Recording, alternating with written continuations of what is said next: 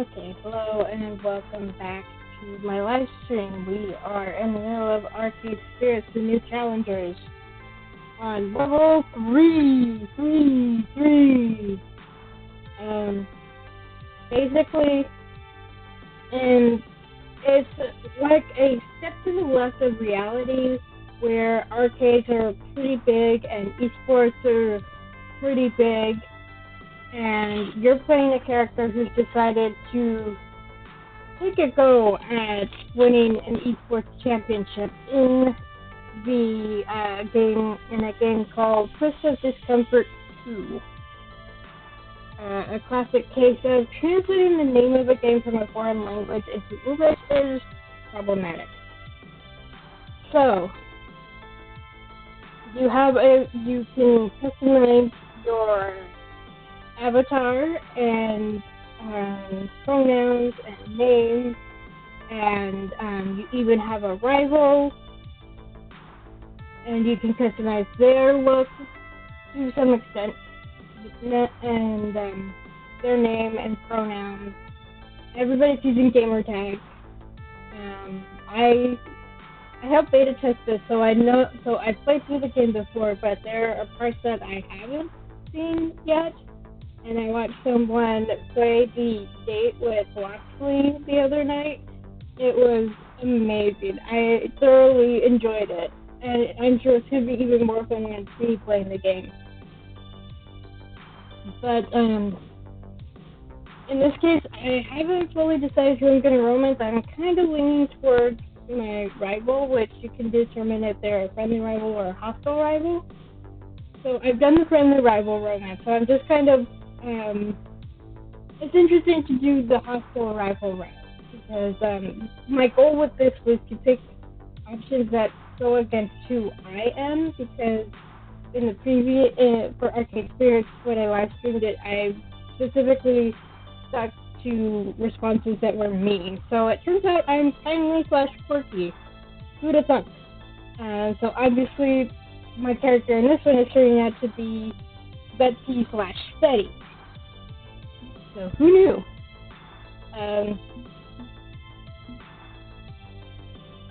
So level 3, zone control. Here we go.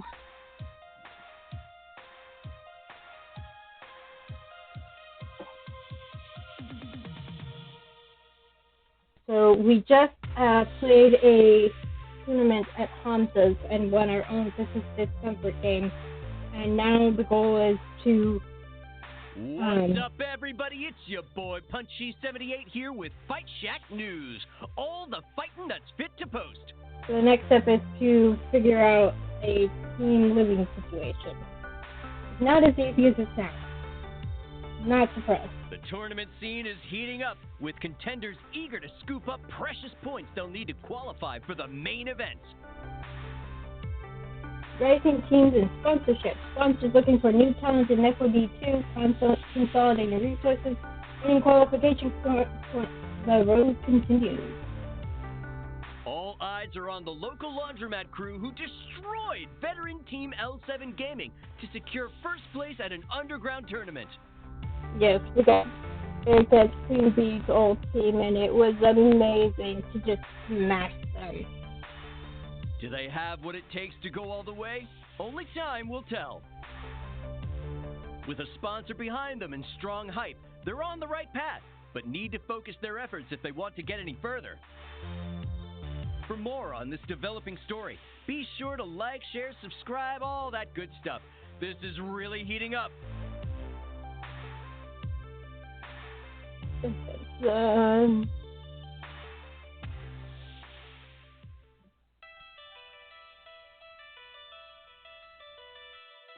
It is a distant future year 20XX, and I'm getting really sick of adulting. Same. Okay, I'm trying to get to know my new friends. We're bonding, we're sharing. It's all lovely and wonderful.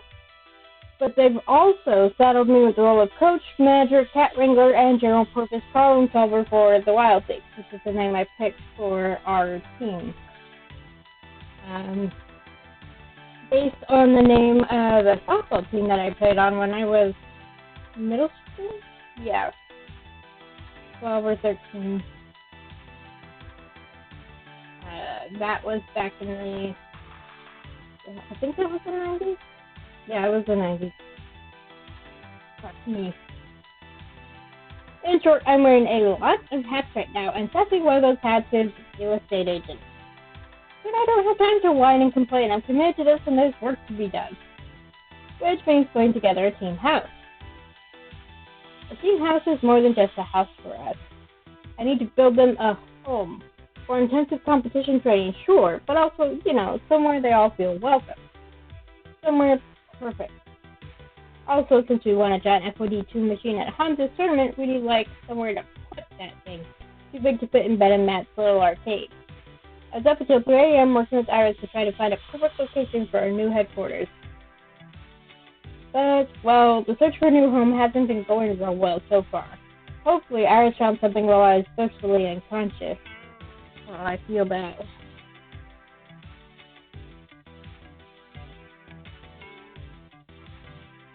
Iris, tell me you have good news. I have good news! Hooray! I successfully eliminated another 73 candidates from our starting pool. That's good. Have you found any viable candidates? None that will match every parameter you've given me, I'm afraid. The money Crimson Tiger has earmarked for monthly rent is considerable, don't get me wrong, but finding a large enough place in the city itself and nearby good clean sun, difficult, huh? This isn't a problem money can solve. The city is overcrowded and rent is sky high, so viable residential spaces are hard to come by. Well, crap. The Wild Things are just getting used to the idea of dedicating themselves to FOD2 and asking them to uproot their lives without a perfect destination in mind. I figured it's easier to show the idea of upgrading from friends to roomies if I already had a really great locale lined up. It's a difficult proposition, to be certain. I wish I could be more helpful. I'm an artist. Our purpose is to be helpful. Suboptimal situation. Normally, I'd such a knowledge base from my cloud collector to learn how to do this, but I just haven't developed a real estate skill package yet. Oh, right, you can just download skills. You sure you don't know Kung Fu, too? That's a reference to the Matrix, if anyone is curious. Not much use for that when you don't have a physical body to start at, but I could get a personal training module if you want my help learning how to fight in IRL. Let's focus on my gaming career before I become a meat-faced Street Fighter, please. Okay, perhaps you could consult with your teammates, see if they know of any potential homes I'm not aware of. I may be a powerful search engine, but I don't have the human resources and social connections others have. My sources say yes. Remember, friendship means sharing and communicating openly. Although most human dramas seem to revolve around pointlessly keeping secrets and betraying each other for flimsy reasons, I know it drives me bonkers. That's why I don't watch a lot of the dramas on TV these days, because it frustrates me, because it's like, you just need to communicate, just talk to each other, come on! I sigh, leaning heavily against my desk over the keys. I guess I'd better just approach them even if I don't have a perfect candidate already lined up. Better than keeping secrets from each other. This isn't junior high school. We're better than that. It's not even junior high school anymore. It's called middle school now. So I suppose if this is a step to the left of our reality, then it might still be called junior high.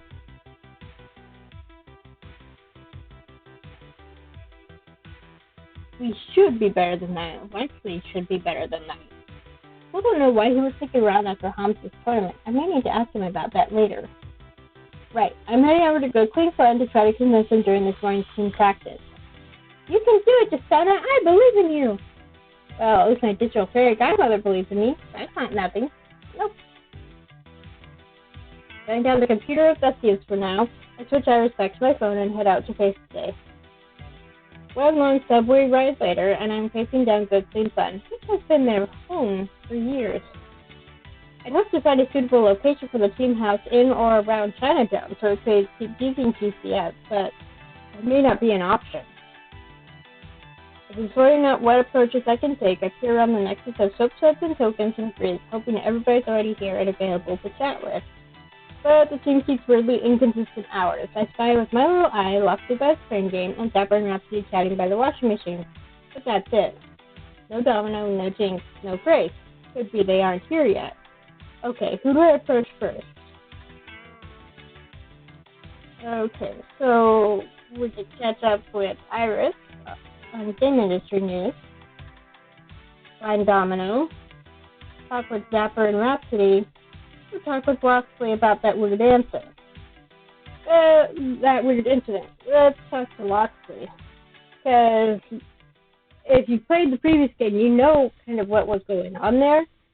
Yeah, if you haven't played the previous game, you're just as Loxley's player character. It's not Loxley by its beloved Crane game, although he's just sort of leaning against it, lost in thought. And from the nod he offers me long before I finish approaching, well, I think he knows what's coming. Well met. Good morning, Just Honest. More or less. Indeed. That. Okay, am I going to have to come right out and ask, or are you going to offer me some answers without being poked and prodded? It's only if I want to know what the hell happened at the end of Hans' tournament that you tell me. Indeed I did. I think he has a flirty response if you flirt with him. And for the record, if flirt with everybody but still pick no one, there's no consequences.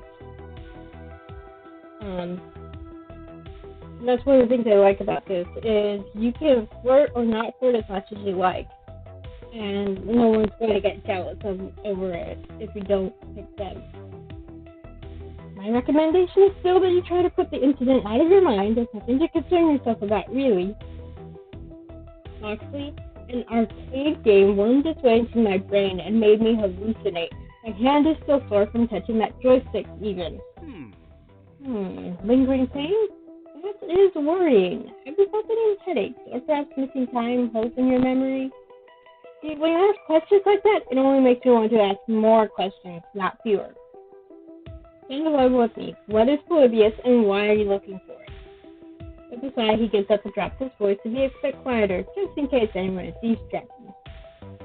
You're correct, of course. You deserve to know what you encountered. Uncertainty abounds. Are you certain you don't want to back away from this? Focus on your championship ambitions, on supporting your friends and all that?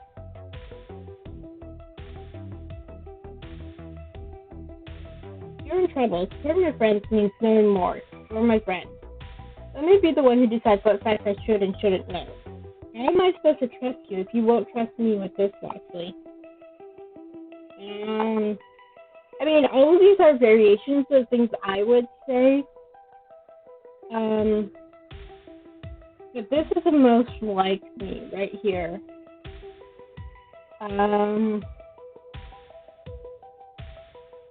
Let's get the flexible option.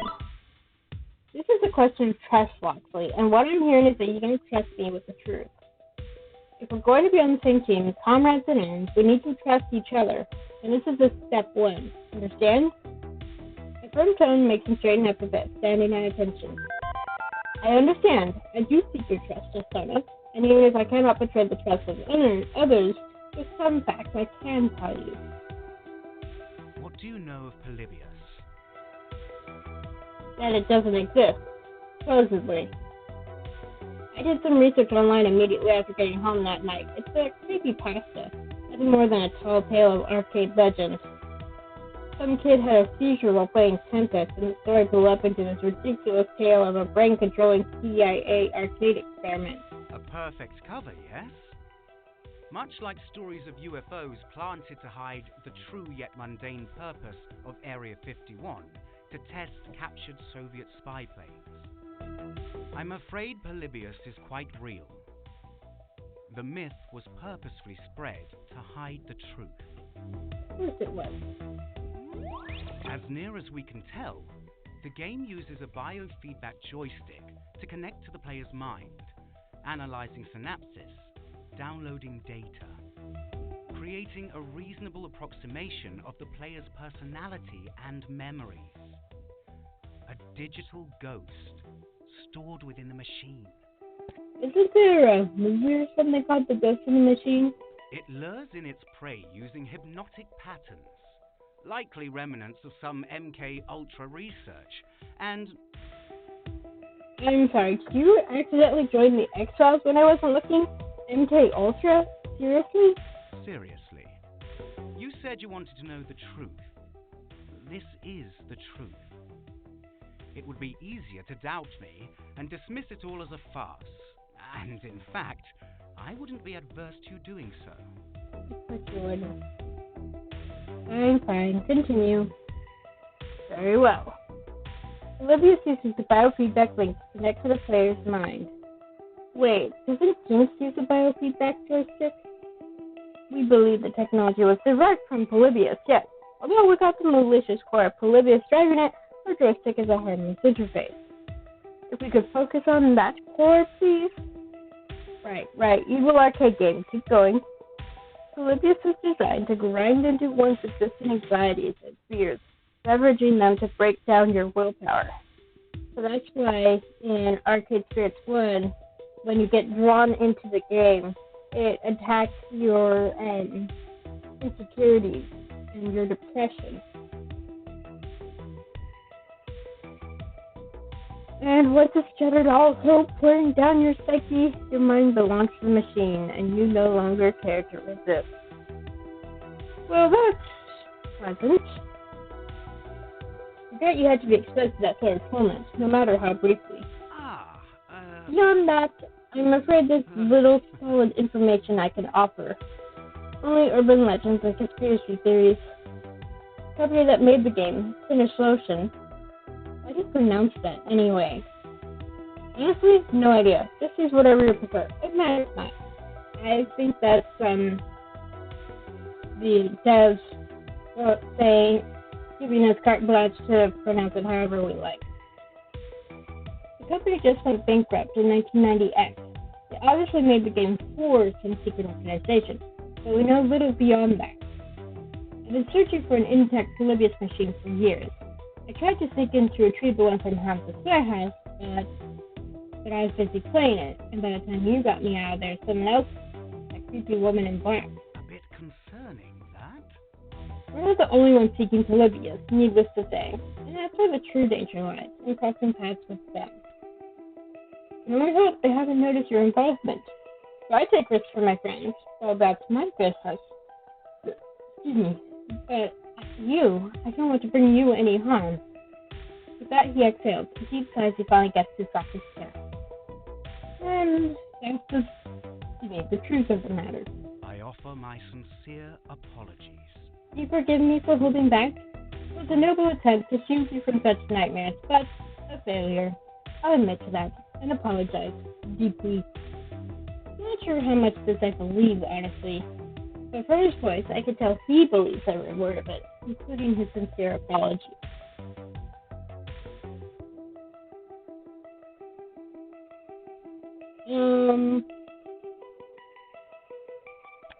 This is a serious betrayal of trust. Will it interfere with the wild things? Or at least promise not to get everybody in the team sent to prison? I don't know about all this. It's a lot to process.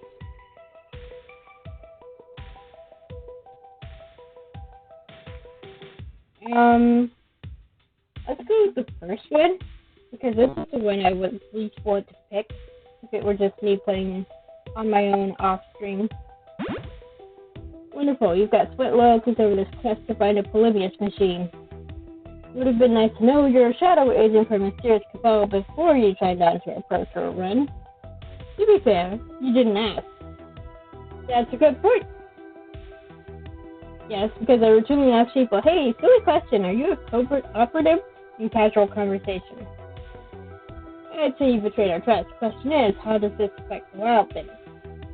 With a sigh, I push the anger down and resume. I don't want to get up in your business, and I don't want your business all up in my business. All I care about is the wild things. Will your little side quest interfere with our pro tour ambitions? Are you still with us? Absolutely. I pledge my blade in your honor, Justana. That does not change. There's plenty of loyalty to go around. The loyalty I hold to this team is true. All of us have our own dreams and ambitions. My little side activity is simply one of those. It's entirely possible to have two ambitions in life. I will be at your side as we raise the trophy high. You've my word. Okay. At least I can trust in your dedication to the team. You have to accept that. For now. Excellent. I'm glad we could... But you haven't really answered my question yet, have you? Pardon? ask you, what is Polybius and why are you looking for it? You answer what, not why. But I have a pretty strong suspicion as to why you want Polybius so badly. Because Iris was made using Polybius code, isn't it? I've caught him off guard there. And Iris was surprised too. It wasn't hard to deduce now that I know the facts. Back when I first met Chris, she talked about how she made Iris. It inherited a pile of half-finished projects and ancient code from various dead companies, Timeware, Dynamic Systems, Retrowave, Finished Ocean. It was my idea to put all the pieces together into a single package, a virtual assistant with a winning personality. Meaning, Iris was part Polybius, the dangerous part. Isn't that right, Iris? But I'm not like that evil program. Not at all. I just want to help people. I'm not going to, eat anyone's soul. Who knows what's lurking in your code? What if something reemerges? I know you're nothing like Polybius. You've proven you have a kind heart. Pretty sure this is your kindly option. I'm guessing you don't want to take over the world, but just in case, here's Iris. Here's Iris. Your rogue intelligence based on an evil arcade game. You see why I'd worry, right?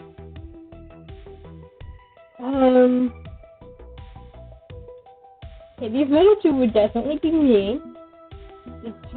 The other two, let's go with this one. Your rogue intelligence based on an evil arcade game. You see why I'd worry, right?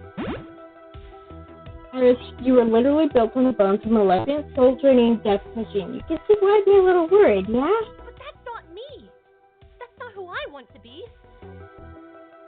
And yet, that's what you were. You're overriding those ancestral instincts with your free will, but you've got the tools to become a monster. And so do you. I like that. I don't like to talk badly of humanity, but how many humans have become absolute monsters over the course of history? Should I blame you for their actions? That's it. I love that. And I could think of quite a few such people right off the top of my head. We're all fighting our darker sides. You, me, everyone. Most of the time, we win. Sometimes, well, I won't deny that an Iris theoretically could go bad. But that's not me. That's not us. In fact, we're taking active steps to figure out how to remove all traces of Polybius from our code, so it'll never become a problem. Give me a chance and I'll prove my good intentions through good work. That's all I ask for. A chance. That's all anyone wants, is a chance. I love that. I love that she points out humans can be just as bad. A chance. Okay. For now. Meanwhile, Blacksley watches me chat with my phone, realizing I'm clearly a bit more in the know than he realized. I see. You're a clever one indeed. Thank you. Thank you. You're the one who runs some new pirate servers, aren't you? Seeing as you and Iris both are hoping to find Polybius code. Well... Well? Yes. You can't talk your way out of it. May as well come clean. I was actually watching a video that ranked some of the Disney princess romances from worst to best, and Aladdin and Jasmine was number 4 of 6. And part of it was because he lied about who he was to get close to her by wishing to be a prince, and then when she called him out on it, he just lied some more instead of just simply coming clean. Which he should have done, which is what Eugene / Flynn Rider did in Rapunzel and Tangled. My other friends, a group calling themselves the Ghost Monsters, are a network of underground hackers. We run the Iris Cloud servers. Yay! Ghost Monsters! When Cooper Technologies abandoned Iris, Grace leaked the code. We honored prior debts to her allies and gave Iris new life. I wonder if one of those allies was Gavin?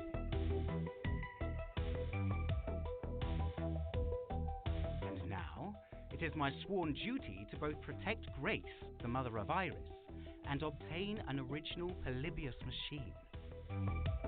I will protect those that Iris holds dear, and I will find the source of the darkness in Iris's heart, so that Iris may use it to heal herself.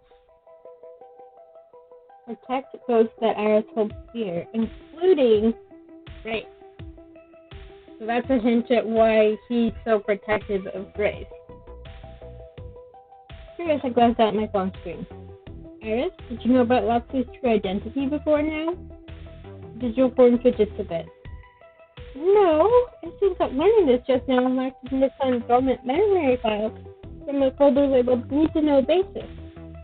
Yeah, sorry, working with you just now. I was a default Iris, default memories. The basic set which would suffice for just about any client. Loxley's involvement in the search for Oblivious, our desire to heal ourselves using that original code, is something most clients would need to know about. But if it helps, I trust him, and I trust you. So you weren't lying to me. No, the memories were lost to keep me safe. Me and you. Both of them look a bit ashamed about all of this, even if their reasons may be justifiable. It's clearly not sat well with them. Seems that safety's gone right out the window, hasn't it? Assuming it was a good idea to begin with. Well, there you have it. The whole of my purpose. I wanted to protect you from this. I beg you, do not tell Grace. Don't involve her in our troubles. Why? Don't you think she deserves to know? We owe her that much. And risk tingling her up in this web of intrigue? No. She deserves a peaceful life without the travails I endure. As do you, for that matter. Besides, if the others seeking Polybius take too much notice of Grace, almost like the woman in black, no, I'd never forgive myself for failing Grace. I won't make demands for your silence, of course. I've not earned such right, but please consider my warning. You've given me plenty to think about, but you've also said you're still loyal to us, that we're still your friends. And I swear by that. Whatever else I may be, I am a member of the Wild. I am with you all, to the end of the end. Well, so much for an easy life. Not only is there a murderous arcade game out there, but Loxley is part of the underground rebel movement supporting Iris, and now I'm stuck with that secret knowledge. I mean, we could have not talked to Loxley and just left it be. But I'm the one who came to him. I am the one who asked for the truth. If I wanted to stay comfortably in the dark, I would have done that, would I? Isn't that what I just said? Something I probably pushed his boundaries a bit much. I decided to table this for now. This is a lot to take in, and no need to rake Loxley over the coals. Yes. Besides, I still need to ask you about the house. The what? I'm trying to arrange a team house so we can focus on our training. Would you be interested? Or do your creepy Polybius duties prevent that? I am a child sometimes, yes. Ah, I see. Ah, a fine adventure. You need but access, Donna. It's a wondrous idea, and I did absolutely be interested in moving to support the wild things. Or are his motivations to help the team just to stay near Grace? Regardless, I'll listen to what Loxley has to offer. Okay, any ideas where I can rent a team house? Afraid my tracking times are limited to legendary Lox arcade games. Real estate is beyond my purview. Yes. Okay, well, I'll keep you updated then. You have my thanks. My thanks to you for your work on the matter, though. Don't thank me yet. I haven't found anything. Is that all you wish to discuss with me? Or is there something else? I had my fellow conspiracy for one day. I'll let you back to your crane game. Indeed. And until next time. As I leave Loxley, I'm left with more questions than answers. His absolute and his desire to help us. No matter what weirdness he's involved in, he'll be here for the wild things. That's in my belief. Oh, it's so much fun when you romance him. I can't wait. But damn, does my hand still ache every time I remember that nightmare vision of myself inside Polybius. Time to put this out of mind and keep looking for my teammates. Okay, Let's talk to Zapper and Rhapsody. This is one difference from, I need to talk to Dharma. Good grief. I guess there's ones that I like. If you get more chances to talk with people besides the main options, such as like in Arcade Spirits 1, if you in the second chapter you had big moments with Naomi and Gavin available, and then there was one little side conversation where you could pick one of the others. Here, you can talk to more of the others in between the big moments. Team practice hasn't quite started yet, but both Rhapsody and Zapper are already here, hanging out near the laundry machine. Out of the group, and save for maybe Locksley, these two are the ones most consistently here. Is it out of dedication for the team, or they just have nowhere else to spend their free time? For me, it'd be nowhere else. I'd be stuck in front of my computer otherwise. Like I am now, actually. In any case, I'm happy they're here and won't be too difficult to wrangle. Why didn't anyone tell me being a manager would be like herding cats 99.97% of the time? As I approach, I can see Rhapsody and Zapper having an intense conversation near the laundry unit. Hand motions swaying, intense looks. I try my best to not awkwardly barge in my way into their conversation and sit in for a bit. I can't believe he said that to you. I would have Ben and Matt kick him out. Seriously, Zapper, that's just unacceptable behavior. Well, lucky for that shithead, Ben and Matt aren't here, which means I did what any proper gal's got to do. Oh, what's that? Challenge him to a match, and whoever lost leaves right then and there. Not allowed to come back, neither. Not today, not tomorrow, not fucking ever. Please tell me you beat him. I know your skills, Zap. I'm betting you tripled his score, leaving him utterly baffled. Zap, I didn't just triple his score. I fucking quintupled his score. Straight up devastated him. I just wish there was a crowd around to watch him fail miserably and cheer me on, of course. Since both are all smiles now, it seems like a good time to slide right into their discussion. Hi, Zapper. Hi, Rhapsody. Trouble? Anything I can help with? Trouble's past, Justana. Good, thanks. Not today. Zapper's just regaling me with the story of what happens all too frequently in small arcades. Yeah, a fucking douche novel told me that girls can't play shooting games. Oh, please. Sadly, the sexism is still a thing. Zapper groans in disgust and rolls her eyes. Again. Does that sort of thing happen often, even at a small arcade like this? Granted, it's not too far out from when CQW came barging in here causing mischief, but I thought that was just due to my presence. Before that, wasn't everything smooth sailing?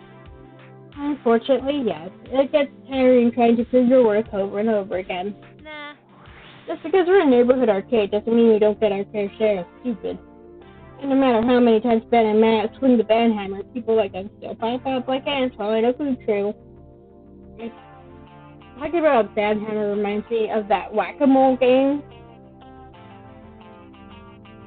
I'm not going to pretend like this doesn't happen in heaps of gaming either. I've seen it far too often. Whether it's a rando claiming that marginalized genders don't have the same hand-eye coordination as cis men, or as blatantly typing sexist remarks in group chat. It even happened to me.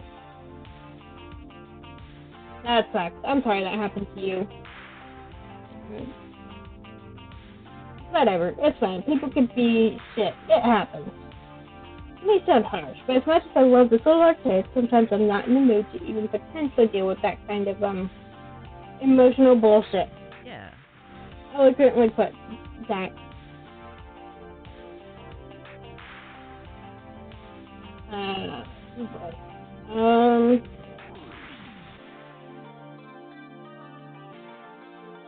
Trying to educate the trolls. This is where his face was not even here. We had Iris scan everyone's face well before they could enter the arcade.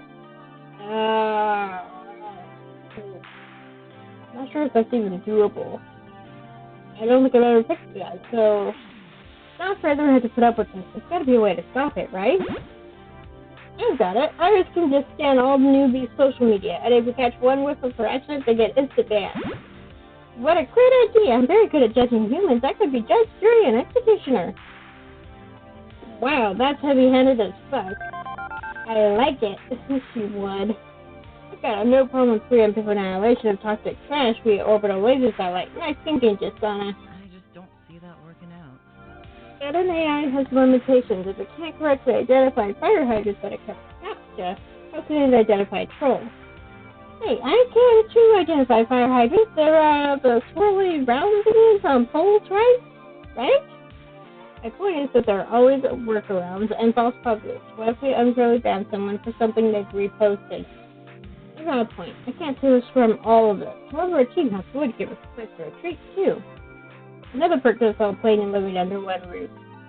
Oddly enough, I think our ideas might align. I'm trying to get us a team house. That'd be a solid safe space to practice in, free from the occasional trolls that find their way in. A place to enjoy the games without the gamers. Yeah. You know I'm down. Focus training space and a better place to live than my crackle apartment? Yeah, I'm down. I'll start packing. Dapper turns on her heels to presumably walk home and pack up. Rhapsody grabs her gently by the collar and pulls Dapper back into the conversation. You love their dynamic. Kitana said trying, meaning we don't have one yet. We don't go anywhere yet, Zap. Dapper pouts, crossing her arms indignantly. Fine, packing can wait. Not like I've got a lot to pack anyway, mostly some old clothes and a bowling trophy. Look, one time I got super drunk at the all-night Bolorama and woke up with a trophy and, for reasons I can't explain, the traffic cone. Don't judge me. Sounds like Zapper, alright. I'm into style. A team house to keep us all focused on our goals. And it'll be fun to get to live with everyone. Yeah. Oh, can we get a house with a pool? Or a hot tub? No, a pool and a hot tub.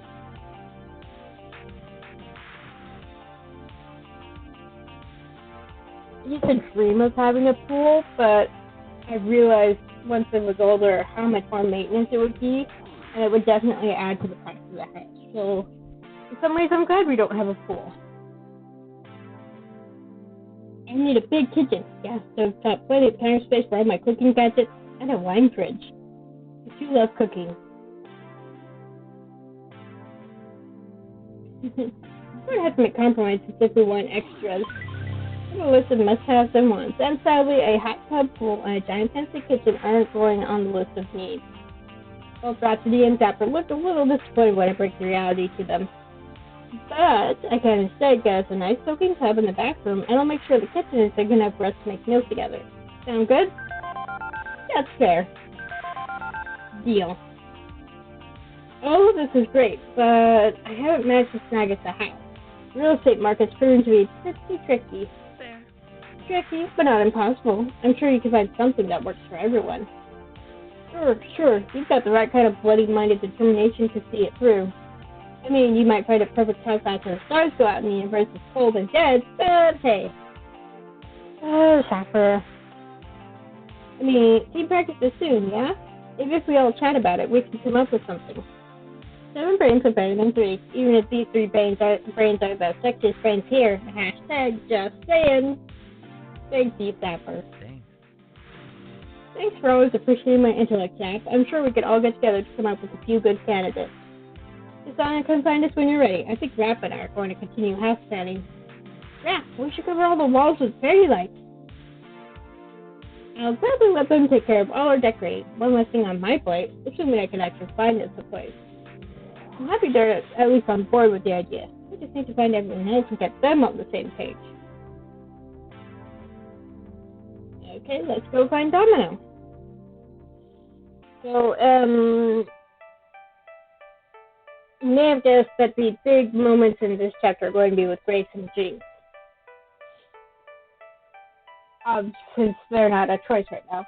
Okay, no sign of Jinx and Grace yet, but I know Domino's around because that's his radio backpack tucked away in a dark corner of the laundromat. I keep suggesting he stash it somewhere secure, maybe use Jinx's apartment as a rest stop like Grace does, but, well, I don't actually own anything worth stealing, is how he phrased it, I believe. Ow. The point is that he has to be lurking around here somewhere. Where does Domino normally hang out? Oh, right. he's in a depressive funk, I know exactly where he'd be. Exactly where we found him last chapter. Or level is what they're calling it this time. Yep, he's downstairs in the alley next to good clean fun. Look for his jolly old smile, he doesn't seem upset. Charming, everything cool, or... Ooh, nice. What a haul. I mean, look at it. Someone threw out a perfectly good toaster. It's probably just a minor wiring problem. I could fix that. And this office chair. Yeah, the upholstery's all worn out, and it's missing an armrest, but it's still got the seedy part. It's still good. Color me pleasantly surprised. Man, it's amazing what things people just throw in the garbage. Busted toaster and a broken chair are not garbage. When you live in poverty like I do, priceless treasure, like half my furniture is from dumpster diving. Can't wait to get home and toast the ever-loving shit out of some bread with this thing. Once I rewire it, I mean.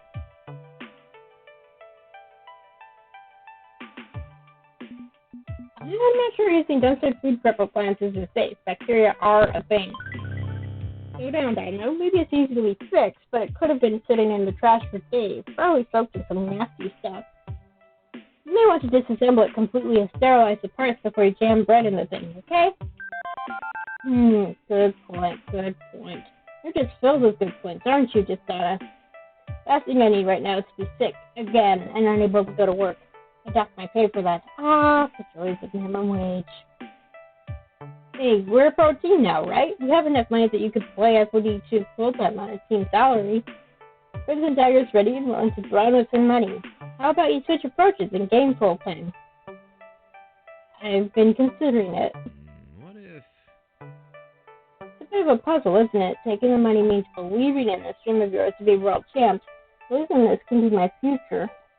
But the pragmatic side of me is screaming to not rely on that for my survival. It all could come crashing down. I'm not going to let that happen. I'm locked in on this course. I'm going to make it a reality. I am going to speak it into being.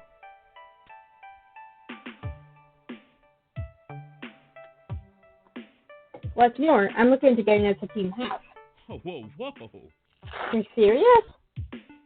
Or serious?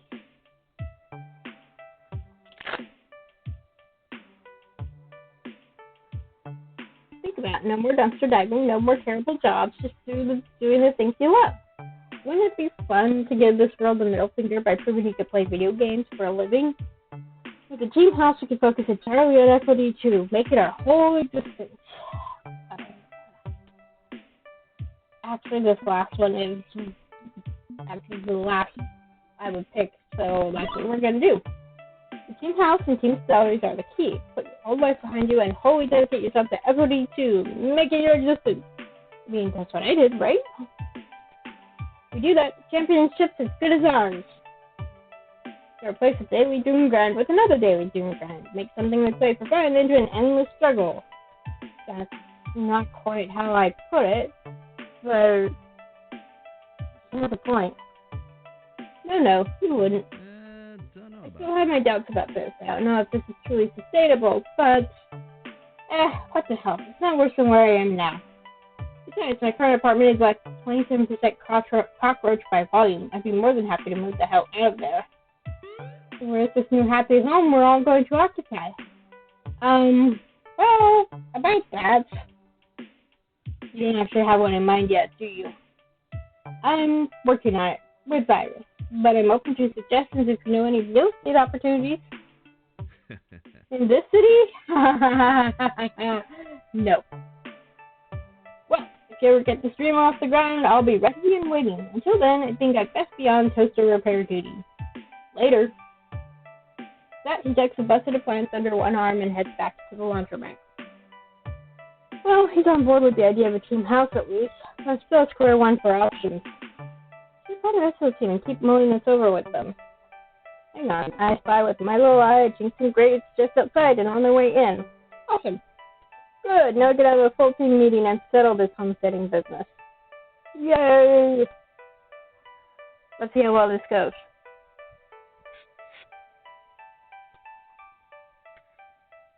Let's see, I told Dapper, Rhapsody, Donna, and Marcy about the team house plan. That's everybody except Jinx and Grace, who are just now arriving on the scene. Once I've got them all in agreement and Iris ready to home, we'll be ready to go. Hello. Hello, everyone. Sorry we're late to team practice, but there's this wonderful new costume shop uptown I love, and I just had to get Jinx a peppermint mocha.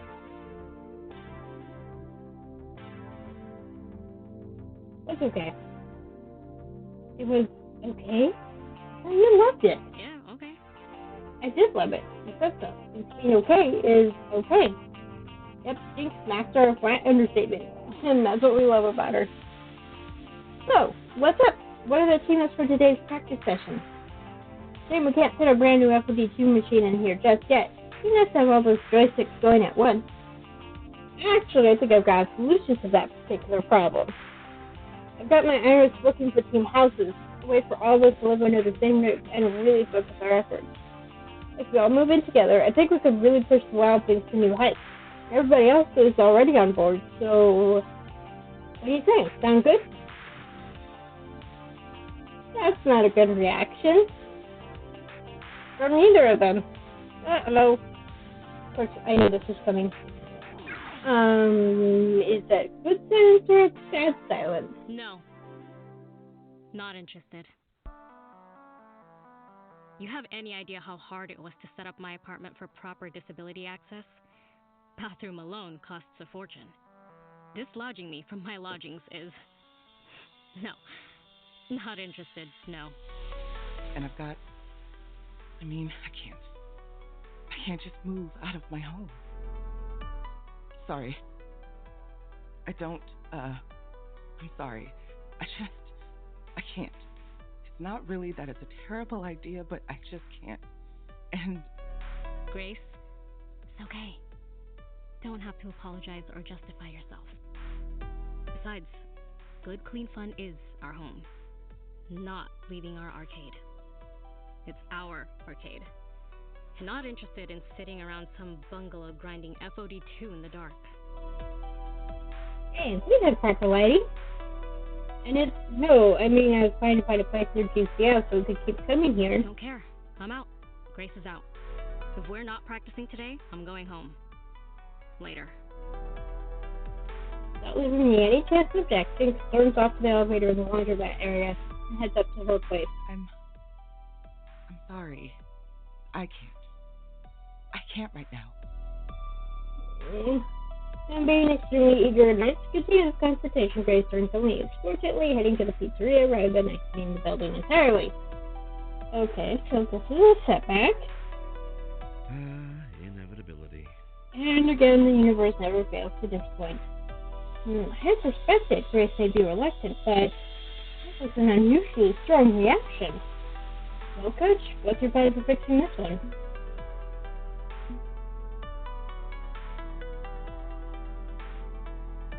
Yes, there has to be something more to this reluctance than they're letting on.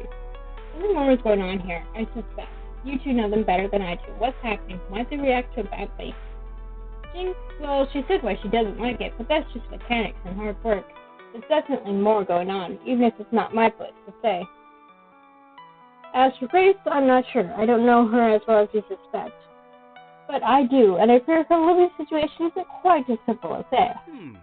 I suggest you talk it over with them one-on-one. Grace does not deal well with group peer pressure, notably. Oh, really? I hadn't noticed. That's just right. And whoever you don't choose, I can chat with the other one. Keep things low-key and friendly. I'm sure we can work this out. I'm kind of miserably bad at touchy-feely. I'll stay out of this one and let you find folks do your thing. At least I've recognized that she's not good at it. It's like, yeah, leave me out of this. Sure. No worries, Zap. Leave it to me. So it's just fun. Who do you want to talk with? Okay. I have been planning who I would talk to when, since I've initially played the game. So we're going to talk to Grace. I'll talk it over with Grace, try to figure out why she's upset by the idea of moving. A solid plan. Good luck. And it's interesting that it's Rhapsody that would talk to Grace or Jinx. because I don't know if people have noticed, but each of these characters have a mix of two of the four personality traits. Grace is kindly and steady. Jinx is steady and gutsy. And Rhapsody is steady and quirky. So they would be a good choice to talk with Grace or Jinx because they have that steadiness in common with them.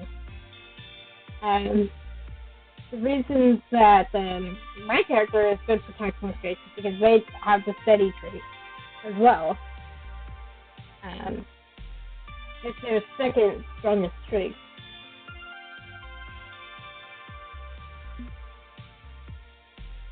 And if you're curious about the others, Loxley is I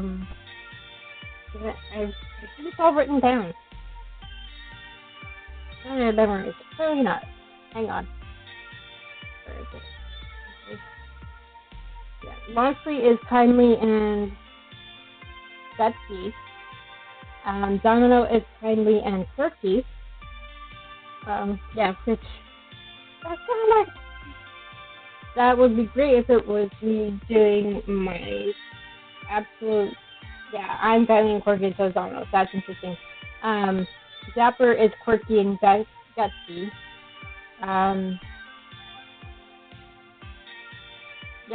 So that's everybody. Crossing through the laundromat area, I reached the restaurant and spot Chris fidgeting in a corner booth. Usual corner booth, away from any hustle and bustle. I'm not exactly the touchy-feely sort, but I know better than to just barge in and go, oh, hey, what up, when she's this unsettled. I approach calmly and considerately. Grace? Oh, hi. Want to talk? I can come back later if you don't. It's up to you. No pressure. She said, trying to release some tension before continuing. I should probably explain why I'm so nervous about this, shouldn't I? Like I said, only if you want to. No, I want to. It's so fair of me to just mumble a negative and run for the darkest corner to hide. Have a seat. I find a booth in the seat across from her. Good choice. Give her some space while showing that you're willing to talk. I'm not objecting to the idea. Ooh, I like Actually, I really like the idea. I think it'd be a lot of fun living with everyone and enjoying games together. It'd be really wonderful. I could share my game collection, we could stay up late, eating ice cream and doing each other's hair, and... okay, maybe not that last part, but you get the idea, right?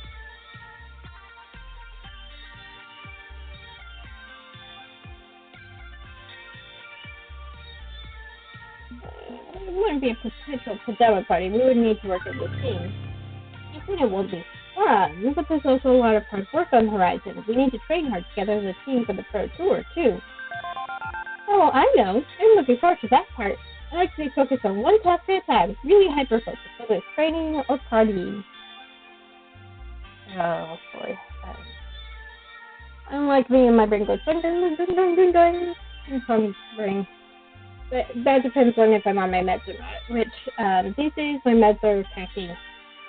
That sounds great. And by living in a team house, we'll have time for both. So these meetups at GCF where we have to focus on practice because we only have a few hours together. So if you're so in love with the idea, why did you panic and run away at the thought of it? Almost immediately, her outburst of joy dampens down some. Oh, no. I'm not sure I can just leave my home. Thing is, I live at my family's estate. I grew up there. I've never lived anywhere else. Remember, she's Gavin's baby sister.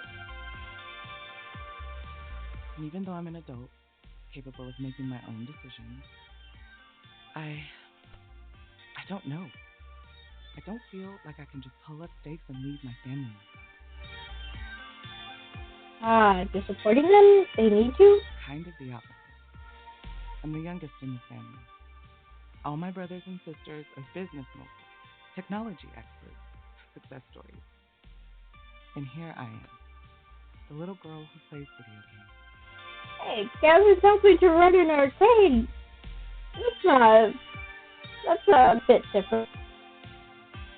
So I guess I fall into the business mogul thing.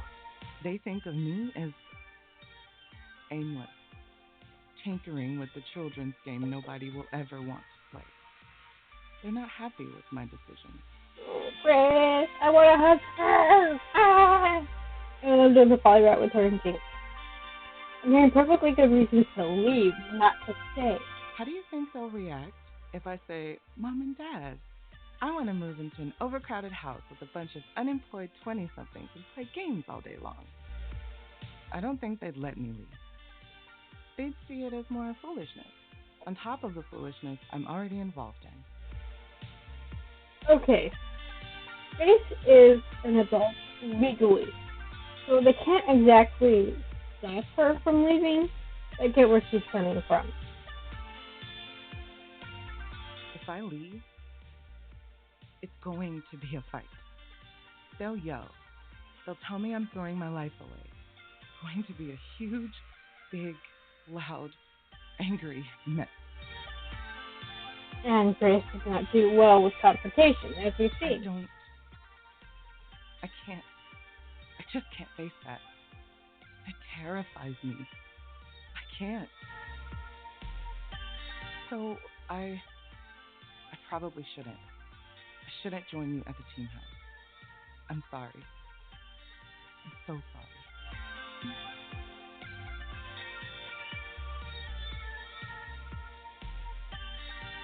You're a grown adult, just like you said. You can choose your own direction in life. If you need strength to get through this confrontation, I'm here for you. This is worth fighting for what you want in life. Isn't it worth a try? Let's go with this first one. You just said you're an adult, capable of making your own decisions. Because I just said that, didn't I? Sounds to me like you've already decided what you want. So fight back. Tell them where to stick it. This is your life to lead, not theirs. Choose your own direction. Tried to let my forceful confidence, not exactly faltering her own in turn. Are you sure about that? Really? I wish I could. I'm not as strong as you just thought of the idea, but it just makes me feel like I'm made of jelly. That's fair. I knew it wouldn't be a response she would go for, but it's the response that's in keeping with the character that I'm building. Only it was that easy. I mean, when PTW showed up at GCF to cause trouble, you kind of said the same thing to your rival, and they had a similar reaction. Especially a friendly rival. They're like, yeah, I can't do that. Here's the rival's like, I need these people. I gotta go along with it. Friendly rival's like, I can't. It is that easy. You made your choice and stick with it. Will they be mad? Probably. But it sounds like they're pretty much universally unhappy with you anyway. What's more on the pile? That's fair. Don't let this stop you from finding happiness, Grace. Stand up.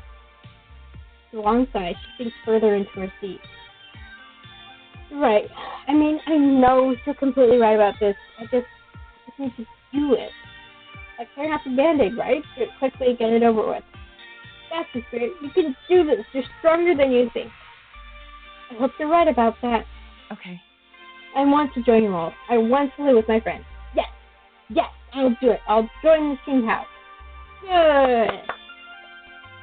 Great. 3 cheers for the wild things and our new home. Hip hip hooray. So, where are we going to be living exactly? I like that. White pause. Okay. I haven't decided yet. Sweat drop. Honestly, I've had Iris looking for places to stay for days, and no luck finding the perfect place. And now with Jinx flat out refusing to join us, well, I know what's going on there. She's uncomfortable making us adapt a new home to her disability. It's costly to renovate a place for her. We've had to make some changes for my siblings. And most of what we've done has been out of our pocket, so I'm pretty sure we could put that on taxes. But for the most part, it's mostly just added aids to help my sibling get around and prevent the risk of falling. We have the money if I got us a sponsor. It's more money than you think just on it, even with sponsor money. But why pay for something when you already have something that works perfectly? Huh? What do you mean, Grace? Why don't you get the apartment right next to Jinx's and merge the two into a studio house? Wait, what? There's a free apartment? Convenient writing. That way she doesn't have to move to take on some roomies. You could just do that? Are there vacancies supposed to be fun? Wait, why didn't my Iris find them for me already? Oh, Jason's sibling owns the building and usually only rents for low-income or elderly locals. Okay, number one, Jinx has at least one sibling. Number two, they're called siblings. That implies they're non-binary as well. So that's cool. But if we talk it over with them and explain the situation, well, that solves a lot of problems, right? I mean, if you want to find something elsewhere, I'm sure we could. No, perfect. It's perfect. Because we wanted somewhere that's close to Big Clean Fun because that's where we got started. So, want to stay close to our roots. And it means Jinx doesn't have to move out. And, yeah, we get to stay nearby. This is, wow, that's better than I think I could have hoped for. A renewed burst of hope and optimism sweeps his full gut blush and smiles. In other words, still probably not the best time to ask her about the whole Polybius Iris connection. No need to torpedo this good mood. It'll have to wait. I still need to talk this over with Jinx, convince her to let us into her life as a compromise in return for not needing to move. And arrange meetings and make phone calls and consult my parents. But I'm sure it'll all be fine.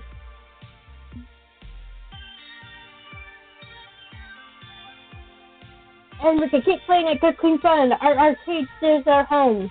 There's still work ahead of us and many unknowns, but this is a great start. This is going to cause trouble for Jinx. I can keep looking. No, I like that no one. This is a great start. Like I assume everything will be fine. We still need to put in the work to make this happen. But we'll fight for what's best for everyone. Absolutely. You've got my word on that. Right. You've got leadership qualities I lack. You can make things happen. Hey, don't cut yourself short. You're brilliant. I could never make a video game myself. I'm trying that myself. I haven't gotten far. Code skills and SQL skills are different things, but I hear you. I do undersell myself a lot. I know. Woohoo! But I'm going to live with my friends and nothing's gonna stop me. Yes. Okay.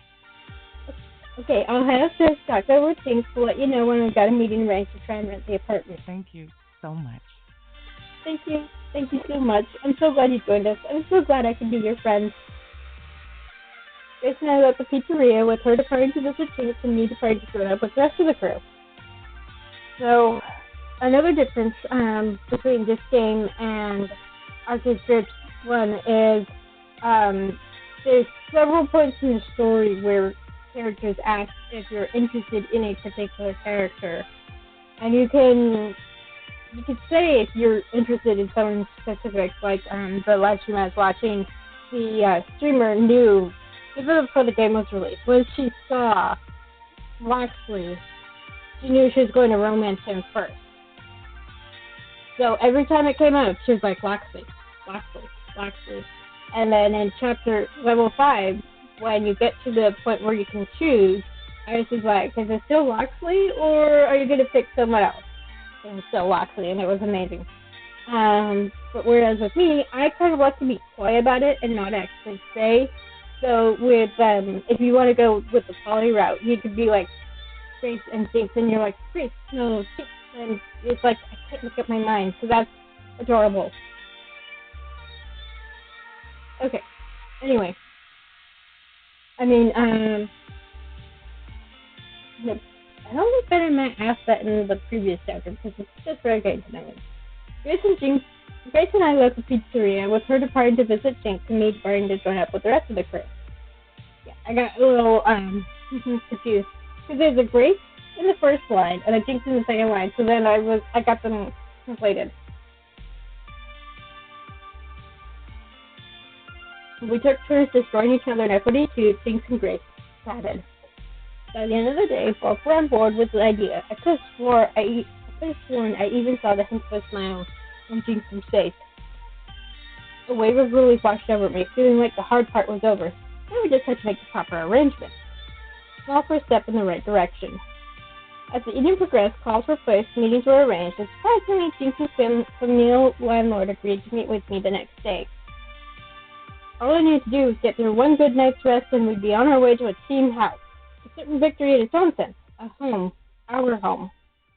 These feelings kept me nice and warm and snuggled in my bed as I drifted off to sleep.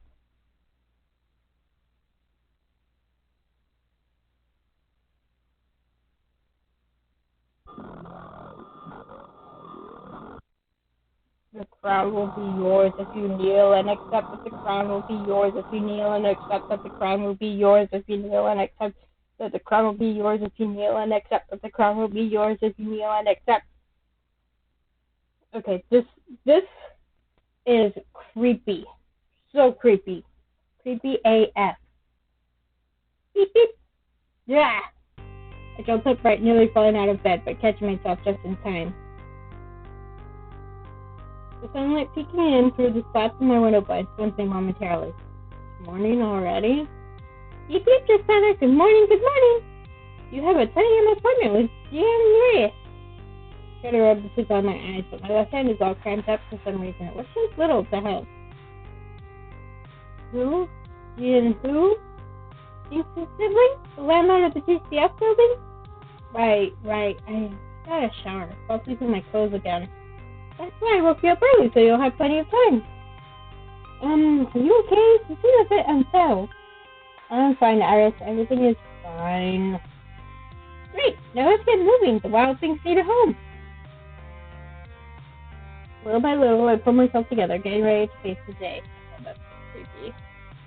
I think right after I first played the game to test it for bugs, and I got to that scene, I think I had nightmares about that. Just those eyes and that smile, that creepy smile. Little by little, I forget the nightmare I've been having ever since that night at Hans's tournament. It's gone by the time I hit the subway platform.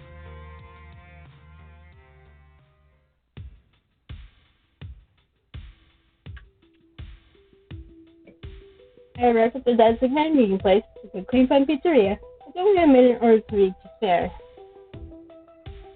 Jinx is already here, waving me over from the corner booth Grace usually favors. Well, Grace isn't here. Hey. It's almost time. I know. Sorry for almost being late. Is Grace joining us? Nah, high-stress business transaction scenarios aren't her thing. Kinda figured. High-stress? How much of a harass is your sibling anyway? I'll let you figure that out for yourself. No hints, no tips and tricks. Not my race to run. You're in the driver's seat. I'm just here for the free style while you squirm. Here, have one. See you in Spain. The shrug, I reach over to the offered dish and fetch a slice of Veggie Lover's Ultimate Super Deluxe Extreme, a Ben and Matt specialty. Vegan's not my ideal. I know my meat fresh off of that bone ideally, but Jan's super into healthy eating. And exercise. And yoga. So someone who's incredibly centered and confident and strong and healthy and ready to tear me limb from limb in rental negotiations. We'll see. Well, I couldn't take that myself, and I'm not going to be intimidated by Jan no matter how high and mighty the Karen themselves and they're right behind me, aren't they? I love that. So much fun. There's a lucky individual looming large behind me, having somehow quietly snuck up, slides the business card across the table before sitting down. Jan. Chinatown Investment Opportunities, LLC, as it says on the card. Look at that subtle off-white color. The tasteful thickness of it. Oh my god, it even has a watermark. Let's make this fast. There's 3 units on the 5th floor with water damage, and I'm directing work crews. I'm a hands-on real estate manager. I want to be up there supervising those efforts, not taking meetings all day. Right. I mean, you can see, the family resemblance between Ian and James. Look me over from the dropping droopy slice of veggie pizza to my nervous expression, evaluating me. That's what Jinx tends to do, in fact. So you're one of those gamers Jinx hangs out with. Yes, that's me. A gamer is what I am. I am they. No. And now you want to combine my little sister's apartment into the one next door to make a, how'd she put it? Team house? That's Yes, that's the plan. Also, she can play video games all day, allegedly getting paid for it. I have to say, Mixana, I have my doubts. Mixana. They know my last name. They know my soul. I am doomed. You may not be aware of this, but my family owns this particular chunk of Chinatown. We've owned it for generations. I'm the one who ultimately owns Good Clean Fun. Then I might operate it so I can focus on other affairs. I own the apartment. I own the corner bodega. Interesting that it's a bodega. That's, if I remember, that's a Spanish term. I'm trying to preserve the character of Chinatown Mixana in the face of pressures from far larger developers than I. I don't have time to be distracted by wild goose chases and esports dreams. So, what exactly can you possibly say to convince me I shouldn't have you thrown out of my building? Okay. Be convincing. This is an intense identity situation. You can only pick a response that matches your top 2 personality traits. If we get to that would be steady and gutsy. Good business to get on board with an esports team on the rise. You ever heard of Chinatown Fair, the legendary arcade? We're their second coming. Your sister and I share common dreams. We game together with all our friends. We'll be good red tenants. No biker gangs, no riot parties, no lighting furniture on fire. They were trying to appeal to a business person. So I don't think this one is really gonna fly, but I mean, I'm gutsy anyway, so it's not necessarily about what appeals to them, it's that you speak what is true to you. So I'm still gonna go with this one here. Right now, we're a team on the rise. Yes, our efforts are just getting off the ground, but one day we'll be successful and famous. You could say you were there from the beginning, supporting us. We'd be partners. We can promote your business while you provide a platform for our growth. It makes good sense from a business perspective, yes?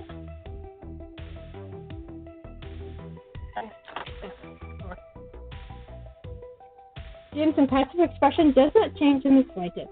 Of course it doesn't.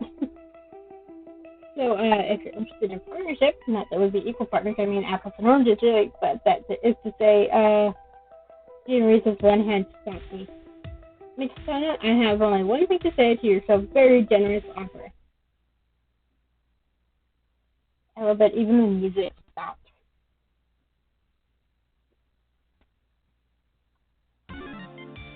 Of course I'd be happy to rent to you and your friends, you silly goose. You should well stop talking about how super cool you and your friends are. You make her happy, and well, anything that makes like your sister happy makes me happy too. I actually decided to rent the apartment to you before I even sat down. Yes! They made a squirm just for the fun of it. I love it. I just wanted to see you squirm a bit first. It was adorable. Nice. So you can expression on your face, Tristana. I blink once, then twice.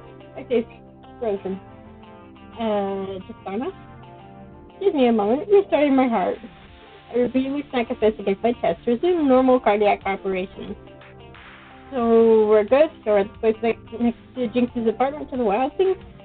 Crimson Tiger's willing to pay the deposit if that's an issue. Absolutely, I'll rent it to you. I like you. I like your friends. But I think we need to adjust our strategy a bit first. To make things easier on things, I'd like to suggest installing a connecting door and making the 2 units into one whole. That way, everything's under one single renting contract. I'll need a month to arrange proper permits and a work crew, but all in all, I think we can do this. Okay then, that's great. Wonderful.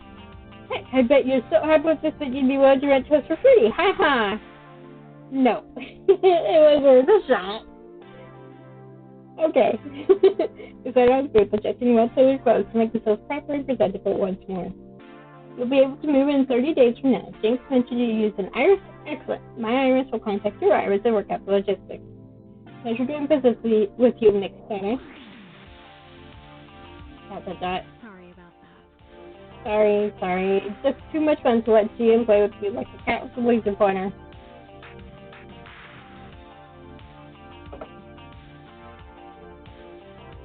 A month. You can have in-car arcade practice sessions until then. Everyone will need that time to rearrange your own adult type paperwork responsibilities anyway. Yeah, because you can't just move out of an apartment. You have to arrange to end the lease and get your stuff moved. And yeah, that was a whole kerfuffle when my twin moved up to Idaho from California, because she was roommates with her best friend, and they actually still had issues with the landowner, because I forget exactly what the issue was, but they thought that the extra room in the apartment would be free, but actually the roommate helped care for an autistic boy who's now, I think he's legally an adult now. So his family was willing to pay the other half of the rent so that their son could stay at the house, because it's a house, but they were renting it so that he could stay at the house if need be. And the landlord apparently didn't understand that. But that's not our problem anymore. And then the Wild Things will have a new home. Yeah, it's got a little adult stuff too. The months went by quickly enough. We gathered for a few hours at GCS Arcade to train, in and around various side jobs the team held, taking commuting time into account. Honestly, scheduling is a bit messy. I'm looking forward to using Sponsor Money to get as many team salaries going as we can to eliminate that problem. But today's the day, moving day. Trucks fill up in front of the building now and then, offloading what meager few positions we have to haul up to apartments 108 and 109. Or, as they shall henceforth be known, the Wild Things HQ. Headquarters sounds way cooler than Team House anyway. I almost wish I just put Wild Things instead of the Wild Things. Hey, Abby. Probably best to stay out of the way and let the movers work. Just chill the arcade for the afternoon. Let G and wrangle the logistics. So, who do I want to hang out with while waiting for our headquarters to be made presentable? Oh, let's go talk to Matt. Everybody's favorite pizza-slinging couple flagged me down as I entered the pizzeria, ready to serve up my favorite triangular food. Hello. Look at you, putting together Home Sweet Home for all of your friends. I love his shirt. I actually have an Arctic Spirits shirt. And it's got lasagna sauce on it from last night. I think this sounds sweet. A sweet gesture from a sweetie pie. Not that sweet. This is just what proteins do when it's time to get serious. Right. Keep telling yourself it's all cool and professional. Business, ambition, management, macroeconomics. And alongside all the money matters, you'll be living with your friends. Can't think of a better arrangement. Good. Why, Ben's my best friend in this whole world, and I live with him. It's true, both the friendship and the homeowner status. Well, we rent, technically. Speaking of renting, Gene mentioned they hired you to run this place. I thought you two owned Good Clean Fun. Homeownership. You manage the nitty-gritty, they manage the bigger picture. We're hired guns here to support Chinatown as best we can. Gene's an old friend back from when I was taking night classes in company management. Ben and I know a thing or two about running hybrid businesses. When Jane mentioned a need for a multi-purpose community center to provide basic services, well, we suggested this enterprise: food, fun, and laundry. Well, it all worked out. People are always coming in and out. It's a nice communal place, even if the smells sometimes cross-contaminate. That is just on it, and you yourself will be having a communal area now for you and your friends. Too true. You and your new home, surrounded by those closest to you, living in close quarters, elbow to elbow, nice and cozy, privately. Wink, wink, nudge, nudge, right? Ha! Never wink, wink, nudge, nudge, say no more, say no more. Mind Python reference? Never know what might happen in that sort of environment, eh? Are you insinuating something? Insinuating? No. Yes. What Matt is trying to say, I believe, is that there's a good chance romantic antics could break out in such a situation. So, first time that you're asked about who you might romance. Not that we're suggesting you had uncouth motives in assembling this arrangement, just that Well, things happen, you know? Well, maybe, I hope. Listen, it's not something I'm thinking on. But things do happen. It has crossed my mind once, or twice, or 300 times. But above all, I respect my friends' boundaries more than my personal desires. Exactly. And a good friendship is the first step towards romance. Trust me, before I met Ben, I tried diving straight into romance with total strangers, dating websites and the like. I can't imagine it. Results were mixed at best, and then I realized the love of my life was right under my nose. Literally, he sat one row down from me in economics class. We're not saying you have to flirt it up with a friend, but it might be a good place to start. Look, you're in a great situation for that now. You're far more likely to find someone if you already know you can live with them and not murder them in their sleep.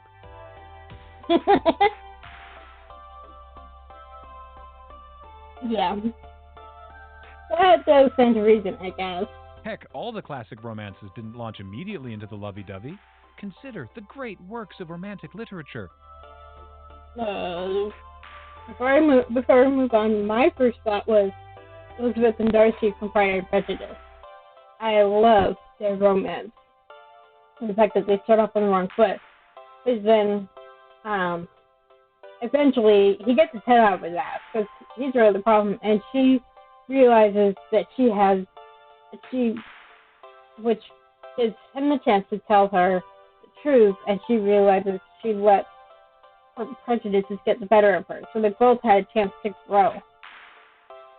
Sam and Diane, Monica and Chandler, Niles and Daphne, Mulder and Scully.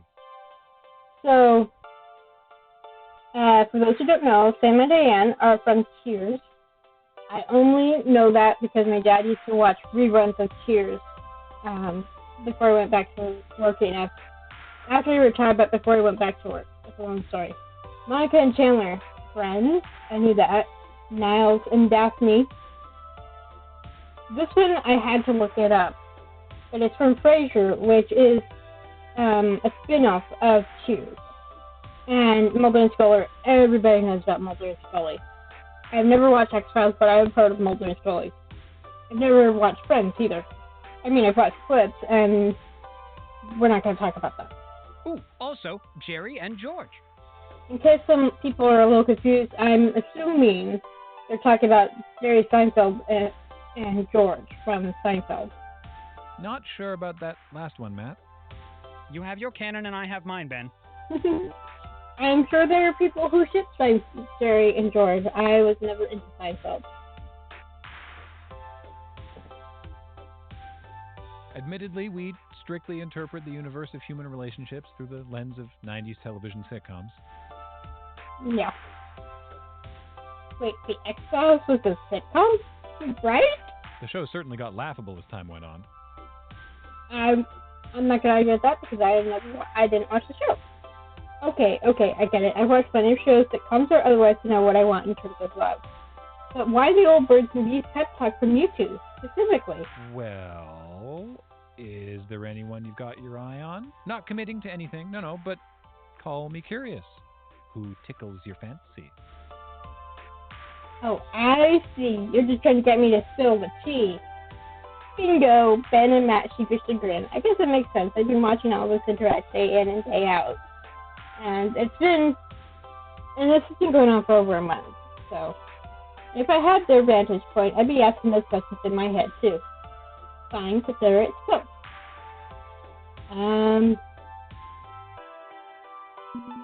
The phrase, Domino.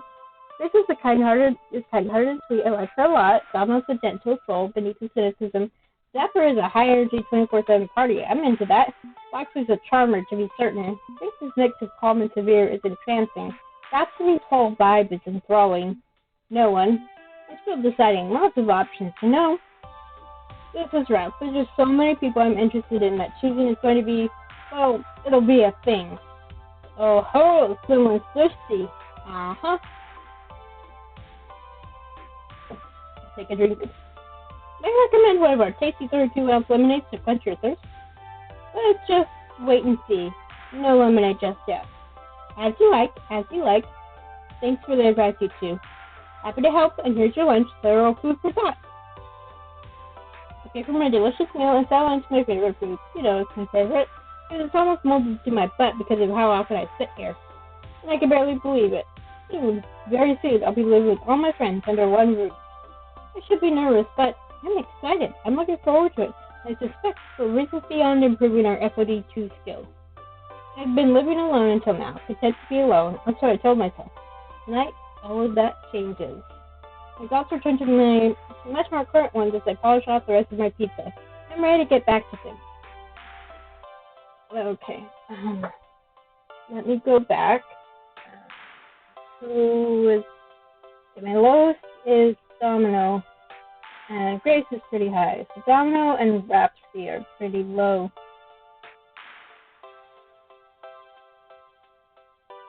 I always do that.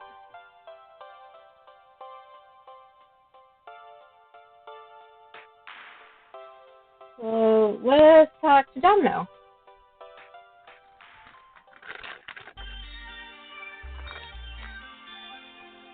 I find Domino chilling in his usual spot in front of a battered plastic Japanese arcade cabinet loaded with all his shmup saves.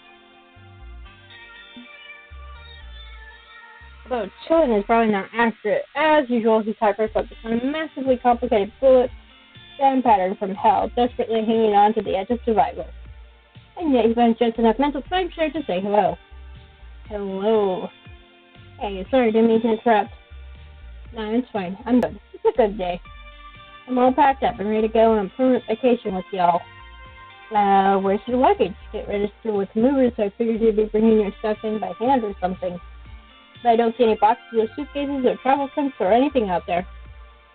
Domino glances to a battered duffel bag lying on the ground next to his arcade cab. Got it all right here. That's it? The sum total of my worldly possessions. Well, the stuff worth keeping anyway. The joys of riding the poverty line like a skateboard rail.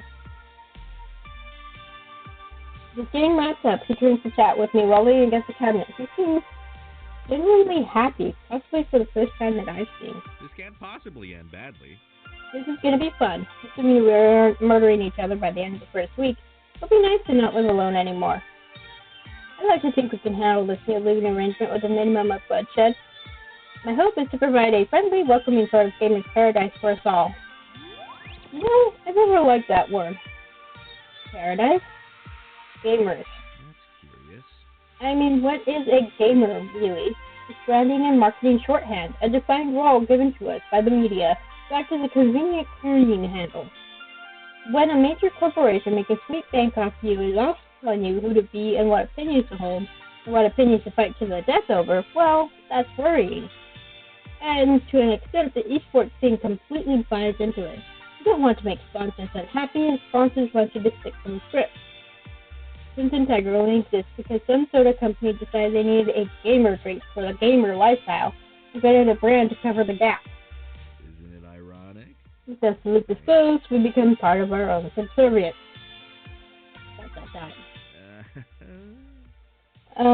Okay, kind of went off on a lockstep rant there, didn't I?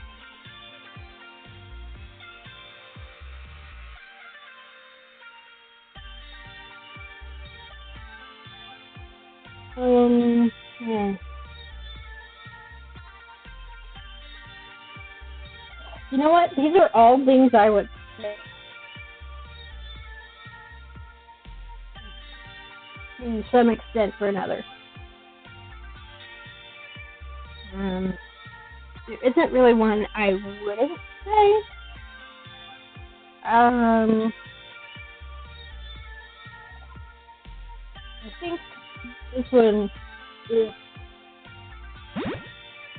talking the word gamer is like throwing out the baby with the bathwater, isn't it? We do play video games, but we're gamers.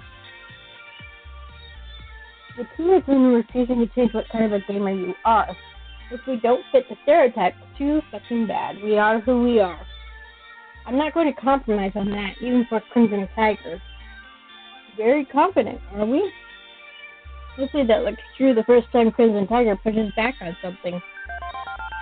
But I'll put some faith in you being able to stand firm in the face of that.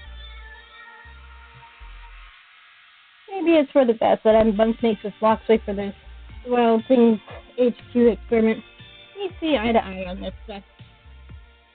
That's good. So you picked out your room assignment already? Yeah. Yeah. Yep, and moving stuff around accordingly. Starting tomorrow, the Wild Things HQ is in full effect. I think this is a huge party to celebrate, so let's not annoy our landlord on day one. Plus, I'm usually the one who sits in the corner talking to the pets during a party because when I try to mingle, people go, "Oh, look at the time," and wander off. Honestly, I'm less worried about someone else on the team starting drama than myself accidentally causing some. Of course, we already talked about that, didn't we? After 20XX main event match of Domino versus Zapper. Not the worst idea. My hope is that I'll be a little bit less morose if I'm around cheerful people. I mean, it's half the reason I keep coming back to GCS. Being a shut-in really drives people up a wall across the ceiling and down the other side. Yep. Even an introvert like me, I like to get out sometimes and just enjoy the sunshine. And then probably go back inside and get back on my computer. Especially since summer's coming up and I live in Southern California, so it gets really hot. I don't know how folks like Loxley managed it before today. Hang on, weren't you a shut-in too? I lived alone, if that's what you mean. That's curious. And you didn't have an arcade to fall back on to pump up your social meter either. How'd you do this? How'd you avoid losing your marbles from isolation? Honestly, I didn't. I just focused on grinding FOD2 all day to avoid thinking about loneliness. Maybe I did go completely scooters. I'm just really good at hiding it. I don't honestly know. It just never got to me. I'm cool with keeping quiet. Let's do the first one. To be totally honest with you, Dom, I wasn't doing great with the isolation. Sometimes I wouldn't even leave the apartment. I'd order deliveries so I could keep grinding the FOD2 rinse letter all day and all night. Things feel different now that I'm going to an actual arcade, now that I have more friends. It feels better than sitting by my lonesome all day. Sounds like you found exactly where you need to be. Count yourself lucky. Not everyone manages that. Some people spend their whole lives trying to find where they belong. Some fail, and some just fade away. You'll only find out they even existed when the landlord comes around due to complaints about the smell. Okay, that's getting dark. Dude. Sorry, went overboard again. I like that. Helping him to understand how far to take a discussion like that. I meant it positively, though. You've done good work, Justana. Be proud. Thanks, Domino. Anytime. Well, for today, at least, I'm in a damn fine mood today. I'm not used to doing this jovial and confident. It's a pleasant thing, to be sure. It'd be nice if I could keep it rolling more than a day or two. Usually I get slam dunked back into the stock after it passes, but hey, who knows? Maybe with more contact with optimists like you and Grace, I can keep it going. Okay, I should double check it to make sure I didn't actually leave anything behind. My landlord dumped all my crap on the curb for garbage pickup. I may need to root through it. Be seeing you. See you upstairs later? You got it. Anyone else I want to hang out with before it's just moving in? Just double check. Okay. Rhapsody.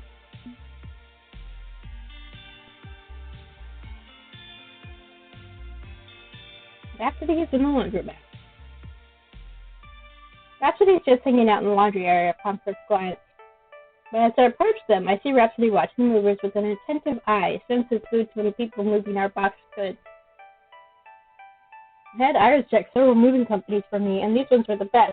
No moving accidents in over a year. Oh, a year. That's great. Are you worried they're going to throw your stuff around? Nah. Not exactly. I just want to ensure my belongings make it into the new home without any trouble. I have a lot of very important items in those boxes. I'd be heartbroken if something happened to them. And I really have nothing else I can do right now, right? Everything's packed up. Now I think about it, actually, I guess I was a bit worried. You sensed it before I could. You're really getting in tune with all of us and our feelings, aren't you, Justana? That's what a good friend and manager and cat herder does. But no need to worry, Rhapsody. I'm not worried, so you shouldn't be worried. Just think of how grand this will be, all of us friends living together. Think of all the training and the laughing we had. Everything from here on out is going to be perfect. Mostly. What do you mean, mostly? Might work. I do enjoy your very gung-ho attitude about everything. It makes me hopeful in turn. But oblivious optimism is not the smartest way to approach this. But most times will be just dandy. There will also certainly be issues. You need to be prepared for that. What if Zap and I have an argument over the lack of peace and quiet in our room? What if Fox and Domino can't agree on how cluttered they keep their space? What if Grace and Jinx start fighting over rent? How will you deal with those tumultuous episodes when they arise? For all adults, we'll communicate. I had a fighting ring installed just for this. Honestly, I haven't really thought about it. This one, communication. It's not like I haven't thought about this. Of course, sometimes we won't all get along. This isn't some happy, idealistic bubble I'm living in. But I also know we're all capable adults. On top of that, we're all friends. We know how to talk to each other. We just have to have an open floor from the start and be able to share our feelings with each other. Honesty and understanding and willingness to listen is the cocktail for success. That's the drink you're serving. I'll gladly serve up that mix. Thanks. Gross. Rhapsody takes a deep breath and a moment to mull over my words. I seem hesitant, but wanting to continue this conversation. I don't mean to overstep, Chasa. I've lived firsthand with this experience, and sometimes it gets ugly. You mean when you lived with Team P2W? Rhapsody nods, a slight sadness to their smile. No matter how cheery and great it seems at first, there are things you can't possibly know about those who you are moving in with. We all have our secrets, and P2W certainly had theirs. I didn't realize how awful they all were until I lived with them. When I first joined, I really thought their haughtiness was all an act. Most of us tend to inflate our personalities when we're in the spotlight, and I thought it was all for show. As we know, it's not. That's not a good look. I saw them harass and abuse others in the community constantly. Winning is all that mattered to them, and they did everything and anything to do so. Sabotage and manipulation were always on the table with them. And no matter how hard I tried to ignore it, I had the means to win. I had the resources at my fingertips. I was surrounded by the best. I could have won. Really won. But in the end, I just couldn't deal with it. Wait, I thought you said they kicked you out. They did. After I gave up emotionally, my skills and performance tanked. The harassment turned to me, thinking it would inspire me to do better. Seriously, who does that? BGW, obviously. It didn't, and eventually they officially removed me. I constantly think, what if? What if I had stayed? What if I had just done something? Would it have changed anything?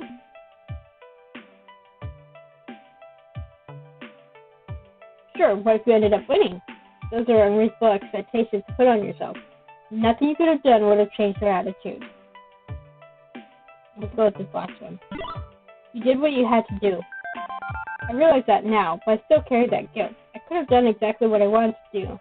Win, show my friends that I'm a winner, held up the title. For me, I gave up. No, you survived. You think if you had stayed in that house that you'd be here now with the wild things? Maybe? I think as much as you'd wish that, deep in your heart, you know you wouldn't be the same. That kind of attitude warps people. I know because my rival, Finnegan, is exactly that way and fits right in with P2W. Literally.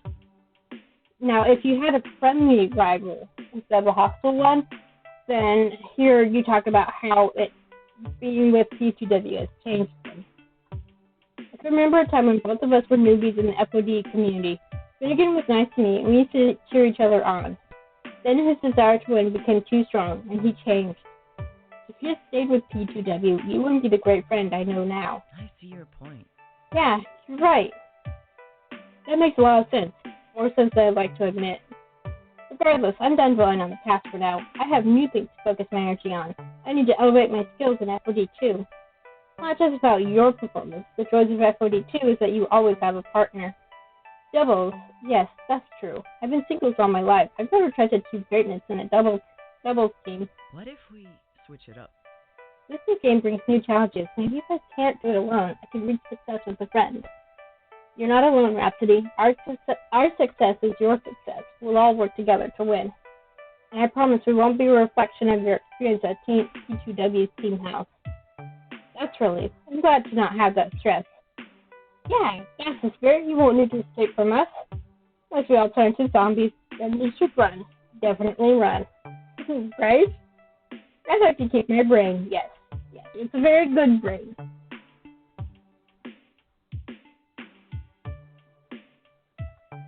Thanks for talking to me about all this. I think we're going to have a great time living together.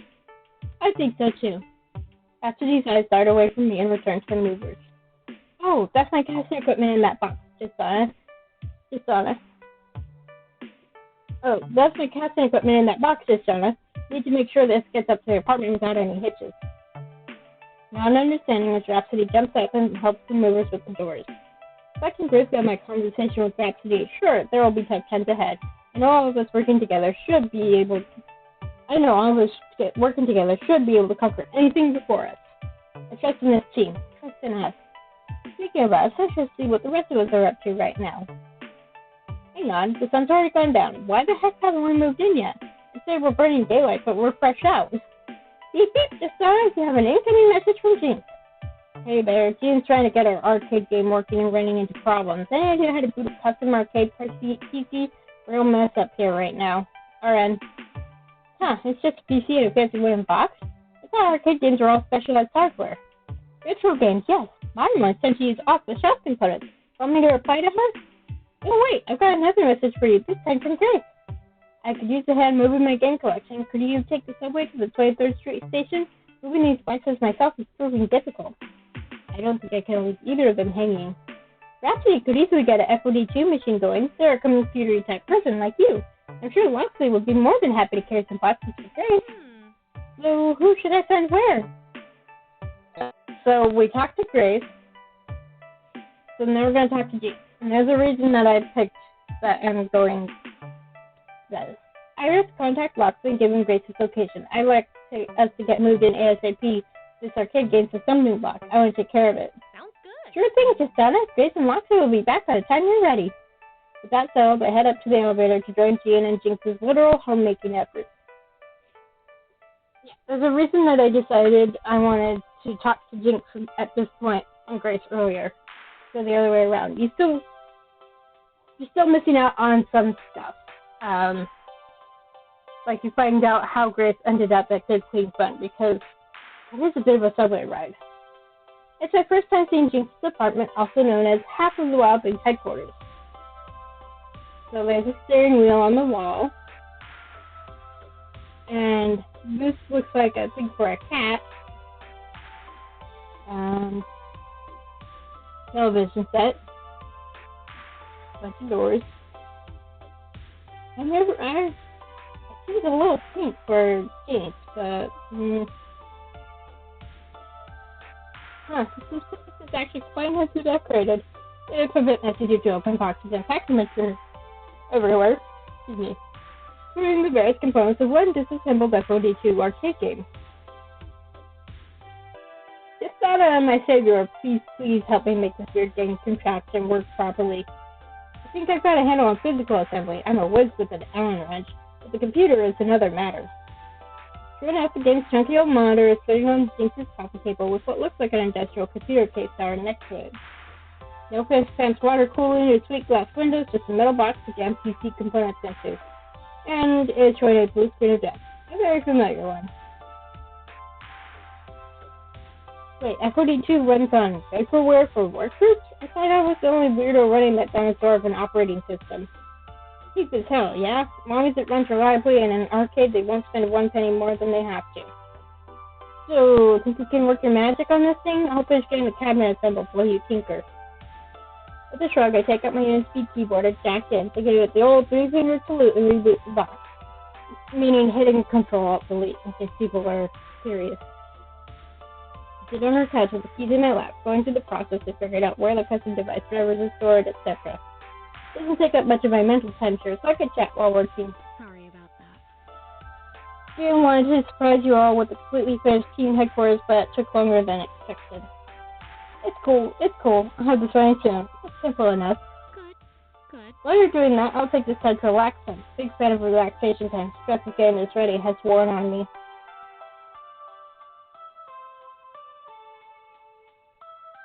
Don't you listen to heavy metal? How is that in any way relaxing? Agreed. Relaxing is an important part of all the training we'll be doing. Will having 7 of us intruding on your personal time mess up your relaxation? How about this? Let's go with the first one. Jinx, I was under the impression that you routinely blast heavy metal music at 11, as in 11 p.m. and volume 11. I'm feeling to see how that's relaxing in any way. Don't follow you on that. Am I seriously the only person who finds Manowar and Black Sabbath super chill and distressing? Either I'm the weird one, or y'all need some culture beyond the latest Min songs. Still, can use headphones if it bugs the others. Not a problem. I was worried about my own stress levels and Minx's, so... Who's Minx? Minx, up, up! Oh my gosh.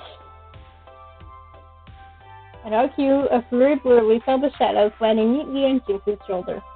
With a smile, she scritches under the kitty's chin as it stares off into the distance. Minx, my cat. It has been confirmed by the devs that Minx here was one of the cats that Naomi rescued in the first Arcade Fairs during the action. In Hamza's action. Usually super chill even when I play metal albums, but a bit skittish all day with Gene's crew of bluebirds coming in and out. So I'm trying to be sure to pet Minx plenty, keep her nice and calm. Wanna give it a go?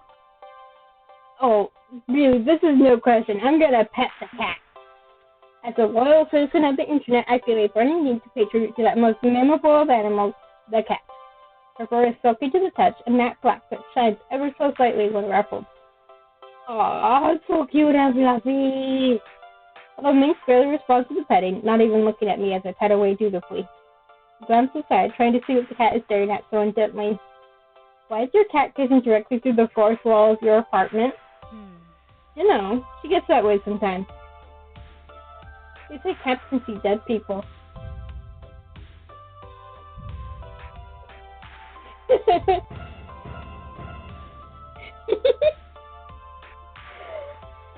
I should have warned you. Yeah. Basically, hinting that Minx is staring at us. As a player. Huh. Yeah, cats are weird, but that's part of home life, yeah? Quirky pets. At the side, she glances around her largely empty apartment. At peace. This is nice, isn't it? It's nice to just coexist, you know? Without a crisis, without the pressure of team training, without emotional heavy lifting. Know you're all in on the Pro Tour, but we gotta take time to relax too. Read a book, play a different game, listen to music. I want to share that with all my friends. All of it. Living together. Providing a cozy space where we can just be ourselves. Wasn't sure at first. No. Opening up my life to others with the quietly uncomfortable bits on display. Sketchy. Risky. But more I thought about it. Yeah. Break the solitude by letting my friends in. Makes a lot of sense. Might be challenging. Might hit speed bumps. But worth it. Absolutely worth it. Gotta risk it for the biscuit. Jinx sets Minx down, the cat dashing away in a blur, the intricate kitty habit trail set up around her apartment. I.e. this right here. Almost done there? What? Oh, the game. A heartfelt speech distracted me from the subject. Glance at the screen confirms the installation progress bar field to the top. Yeah, it's good. Still need to patch up to the latest firmware, but it'll automatically do that over Wi-Fi after we put it together. Beep beep, Justana. May I make a suggestion? Huh? Curious, I pull out my phone to consult my virtual assistant. There's a fan-made patch for Fist of Discomfort 2, which can be hacked into the firmware update, which has all sorts of functionality. Technically, it was made for cheating, but it unlocks all the characters right away, adds second monitor support to home units, even includes all of the Fist of Discomfort 1. Plus, using new code hooks, I can access it to track your statistics and analyze your techniques. Isn't that neat? A game mod? Using that won't get us banned, will it? We can't risk our personal machine being blacklisted. Well, it's technically against the Digital Millennium Copyright Act due to the need to decrypt the BIOS. As long as we don't use the cheat function, it shouldn't be detected. I mean, unless you want to cheat. Yeah, okay. Well, games ours can do with as we please. I say we install the patch. Why not? Generally, I stay within the rules. My wild days are long behind me. With the right to tinker and twist things you own, that should go without saying, no matter the DMCA.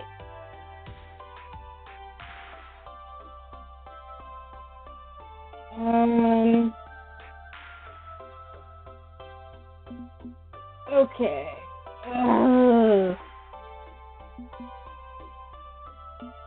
Let's go with the first option. This is what I would normally avoid, so we'll pick it. Oh yeah, hack the living hell out of the game. I also think this is the ultimate FOD2 game experience. You got it, Tristana. The last things will have the pinnacle of game protection. Sweet. No sense having that giant monster of a game in our place if it's not cooler than the one downstairs. With that handled, I shut down the PC and waved Gian over. All sorted out. You can finish assembling the game. Super. That's the last step before we're ready to move everyone in. Should go track down the minks before everybody arrives. Don't want to risk that silly cat getting out while people are coming in and out the door. Jeez. Jinx wanders off to locate her cat in the maze of cat toys, while Jean finishes screwing pounds to the side of the large game cabinet. Thanks so much for your help, Tristana. I've gotten pretty good at playing fixer-upper over the years, but electronics are beyond me. I adapted this entire apartment for Jinx, you know. Single-handedly carved a nice little home for her out of this place. Anything for my dear sister. Family owns this whole block, right? Urban real estate moguls? Well, yes. But this particular building is all mine. Our parents really want nothing to do with it. May I ask why? As your new tenant, I mean. Oh, there's nothing wrong with the building. No. It's, well, more that they want nothing to do with us. Jinx and I are invisible branches of our family tree. Ooh. Not that they'd say anything unkind, no. They never criticize us or talk about us behind our backs or have anything negative to say. Nothing to say at all. They continue to twist the screwdriver, walking down the side panel on the game as they explain. Honestly, our parents don't know what to do with us, how to react to what we are. I think they'd be happier if I decided I was a man or a woman, no matter what I decided. The whole non-binary thing just confuses them. Doesn't do me to our community either. That's rough. My sibling, at least when they came out to the rest of the family, they were pretty accepting. Fortunately, my business skills go a long way to forcing them to accept me. Hard to argue with success. That's true. And Jinx's disability, well, it's made the last 10 years very awkward for everyone.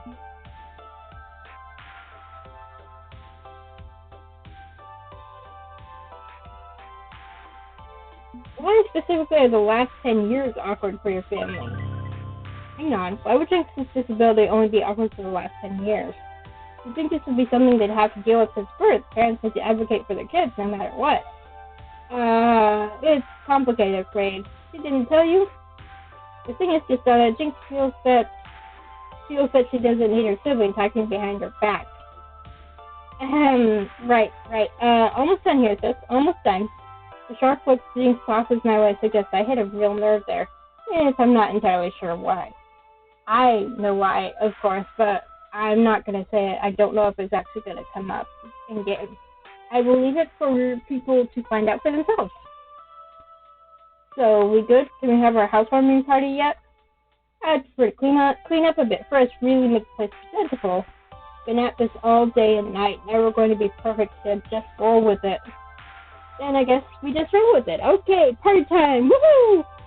I'll message everyone, let them know that we're starting. Woohoo indeed! Yeah, woohoo. Woohoo? Okay, woohoo! Almost done. This is it, the culmination of my efforts. No, of our efforts. Everyone had to pitch in. Jinx giving up her personal space, Grace willing to deal with her family situation. Everyone agreed to uproot their steady day-to-day lives in favor of making the Wild Things headquarters a reality. With the last details handled, we gather outside one of the two front doors to our suite of apartments and are ushered in by Gian. Thank you for your patience. I want to make sure everything was just right before the big unveiling. Without further ado, welcome to the Wild Things headquarters. Also known as my apartment, to be specific. One of the two connected apartments with double doors so you can pass back and forth without needing to go out into the main hallway. That's helpful. Both apartments have a cozy kitchen, spacious bathroom, and 2 bedrooms. According to the room assignments you've requested in this apartment, Jinx and Grace will share a room while just Donna will be by themselves. An even number of bedrooms and an odd number of residents means just someone gets their own room. What? In this apartment, you'll also find Grace's classic gaming library and Jinx's music library. Please consider playing your albums at a lower volume, dear sister. I promise nothing. Moving on.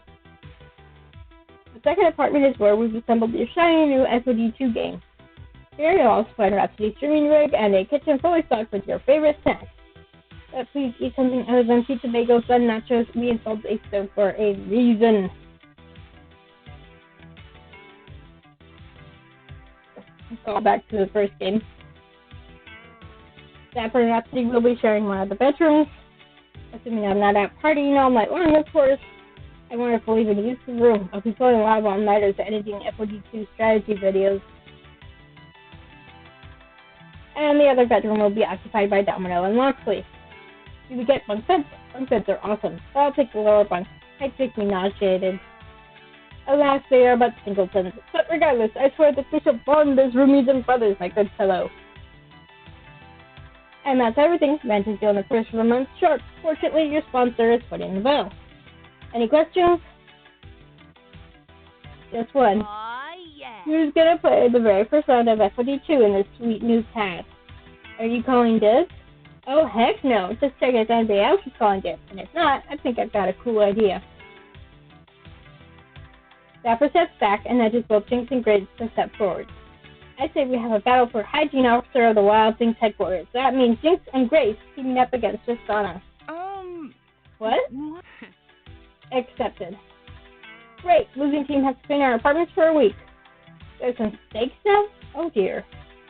It's cool. We're gonna clean headquarters by wiping the floor with the sky. You and I got this, Grace. Okay. Okay then, we've got this. We'll win. I just know it. Okay then, as my partner, I'll pick... Oh no, you don't get to pick. We need to make this fun. You can use online matchmaking and team up with a rando. What? Nice. Matter, Justana. Don't think you can carry some scrub to victory?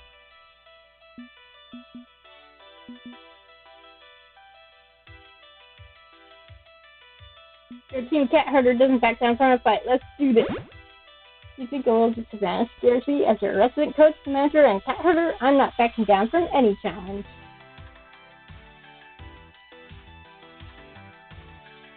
We gather around the single-screen game, plugging in joysticks and keyboards and such. Just more cramped than the spacious two-screen deluxe version downstairs, but we manage. I know the matchmaker split its open until eventually it settles on the partners named XX Papa Smurf 69XX. Huh? What the? That's my random partner?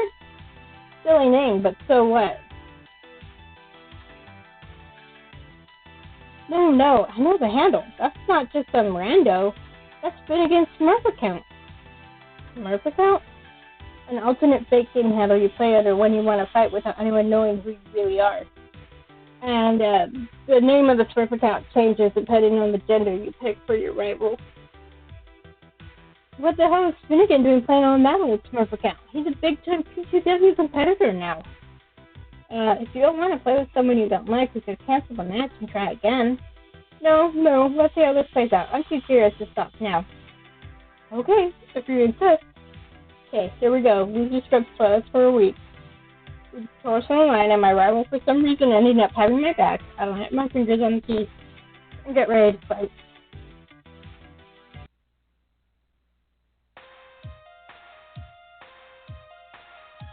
I almost forgot what Finnegan looks like. Fight.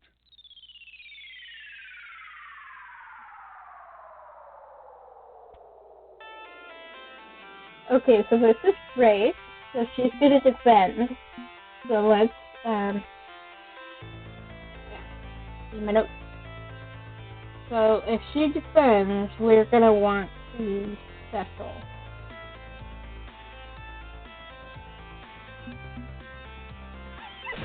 Time is tricky, but I managed to pull off a wicked special move, a sweeping energy kick, right to the Bison's crease.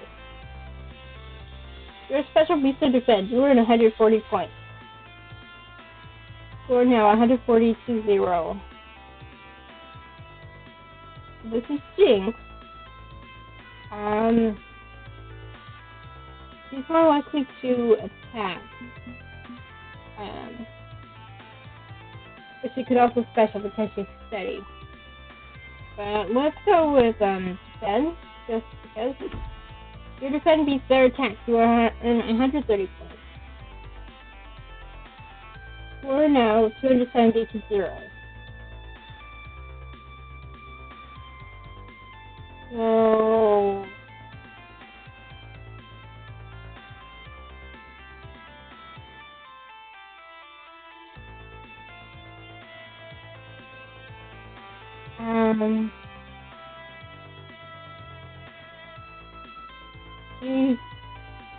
she's not just fighting, she's also steady, which means she could also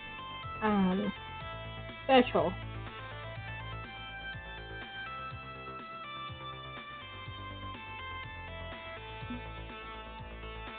Special. Both special. It's a tie. You're in 40 points, they're in 20 points. Okay. And Jinx, like Grace, is also safe, so she could also special. Well, let's special. Well, special, it's a tie. You earn 30 points, they earn 40 points. Okay. We're now 340 to 60.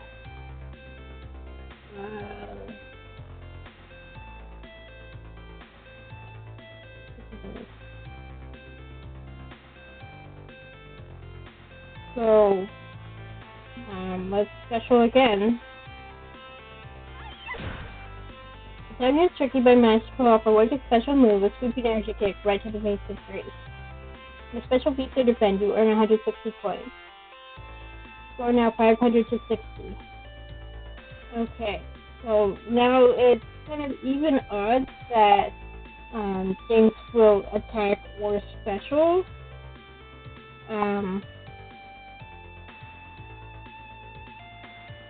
But at least with Grace, regardless of which she picks, special would either tie or beat it. With Jinx,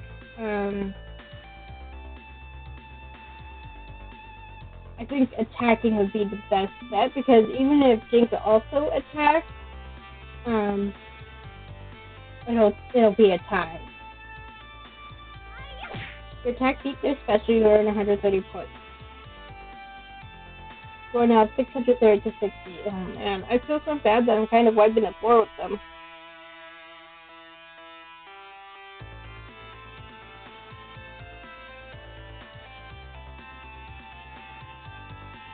So we're going to special again.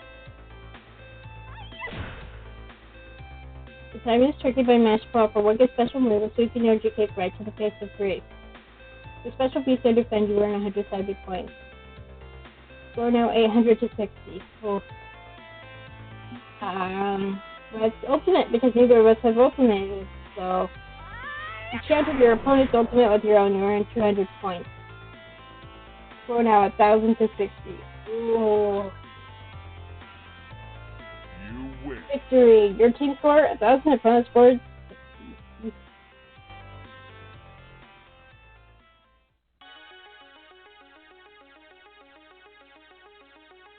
Yes, I kick pages. W's ass me down. Else I'm going to take you up to school. I am unstoppable.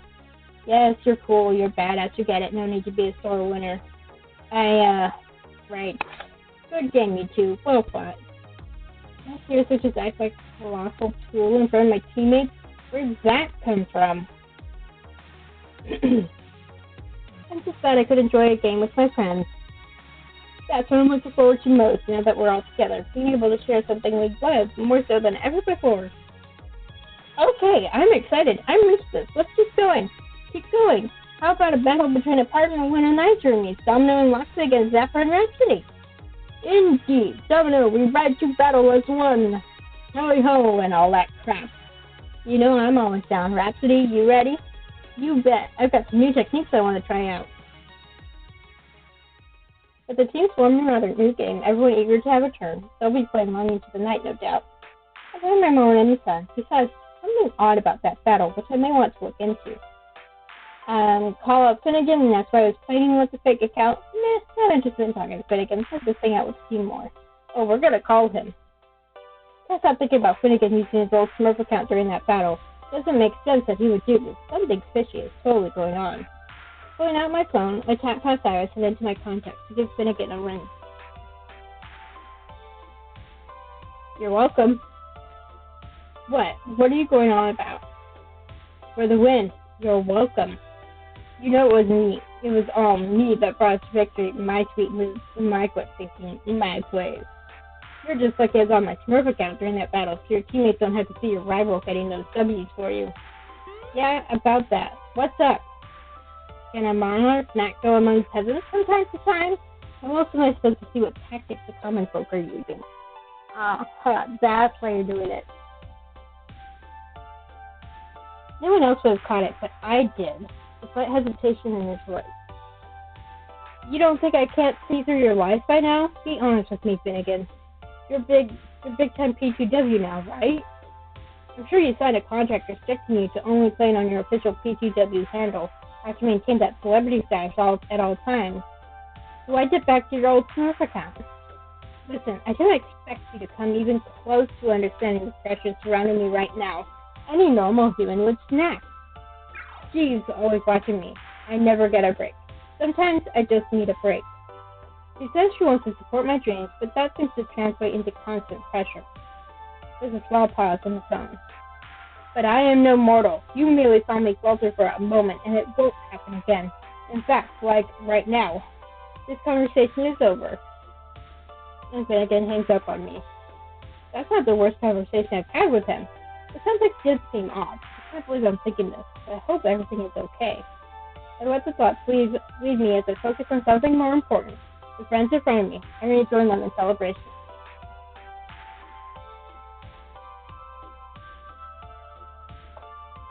With matters settled, I return to the housewarming party already in progress.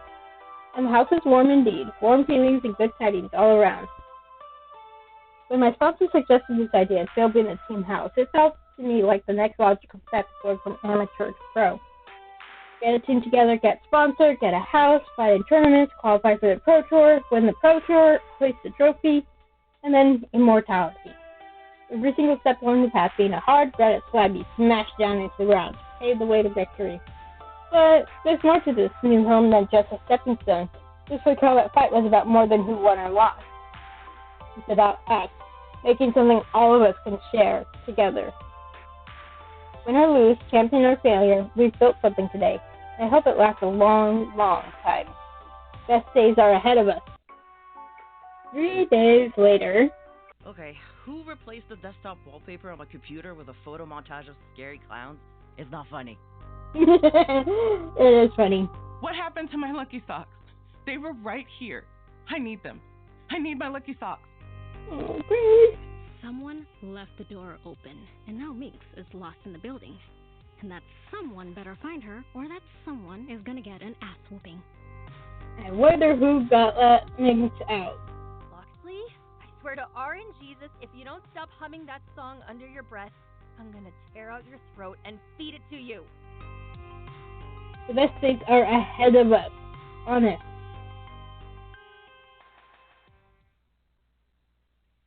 And that's it. Okay. This is level 3 of Arctic Spirits, the new challengers. Victory! Let's take a look at your scores. You're in Zapper's sights, to be sure. Looks like the person that I sold guts. Strong guts. Also, you scored 21,750 points. Sweet! Good job! Would you like to change your personal metadata at this time? Name, pronoun, and so on? Nope. I'm good. You want to save your game before proceeding to level 4? Yep. Save the game. Okay. That's it for today. I'm planning to stream again on Saturday. Or at least over the weekend. We'll be getting through level 4. And then next week I'm actually going to switch gears a little. A game that I backed on Kickstarter is supposed to be releasing next Wednesday. But as far as I know, that's still the plan, but I'm not going to make promises. If that's released, I will play that. I will live stream that and then go back to the new challengers this following weekend. But yeah, this is a lot of fun. The nice thing about the other game is I have not played it all the way through. I've only played the demo. But Arcade Spirits and Challengers, I've already played it, so I already know the twists that are coming. But I'm trying not to say anything because I still want you to be surprised. But yes, there will be a link in the description on YouTube to buy the game on Steam or Switch. So if you're really enjoying what I've been playing, please go buy it and support the developers. They've worked really hard on this, and I want them just let them feel the love. Basically, is what I'm trying to say. But for now, I'm gonna go ahead and log off, and catch you next time. Bye.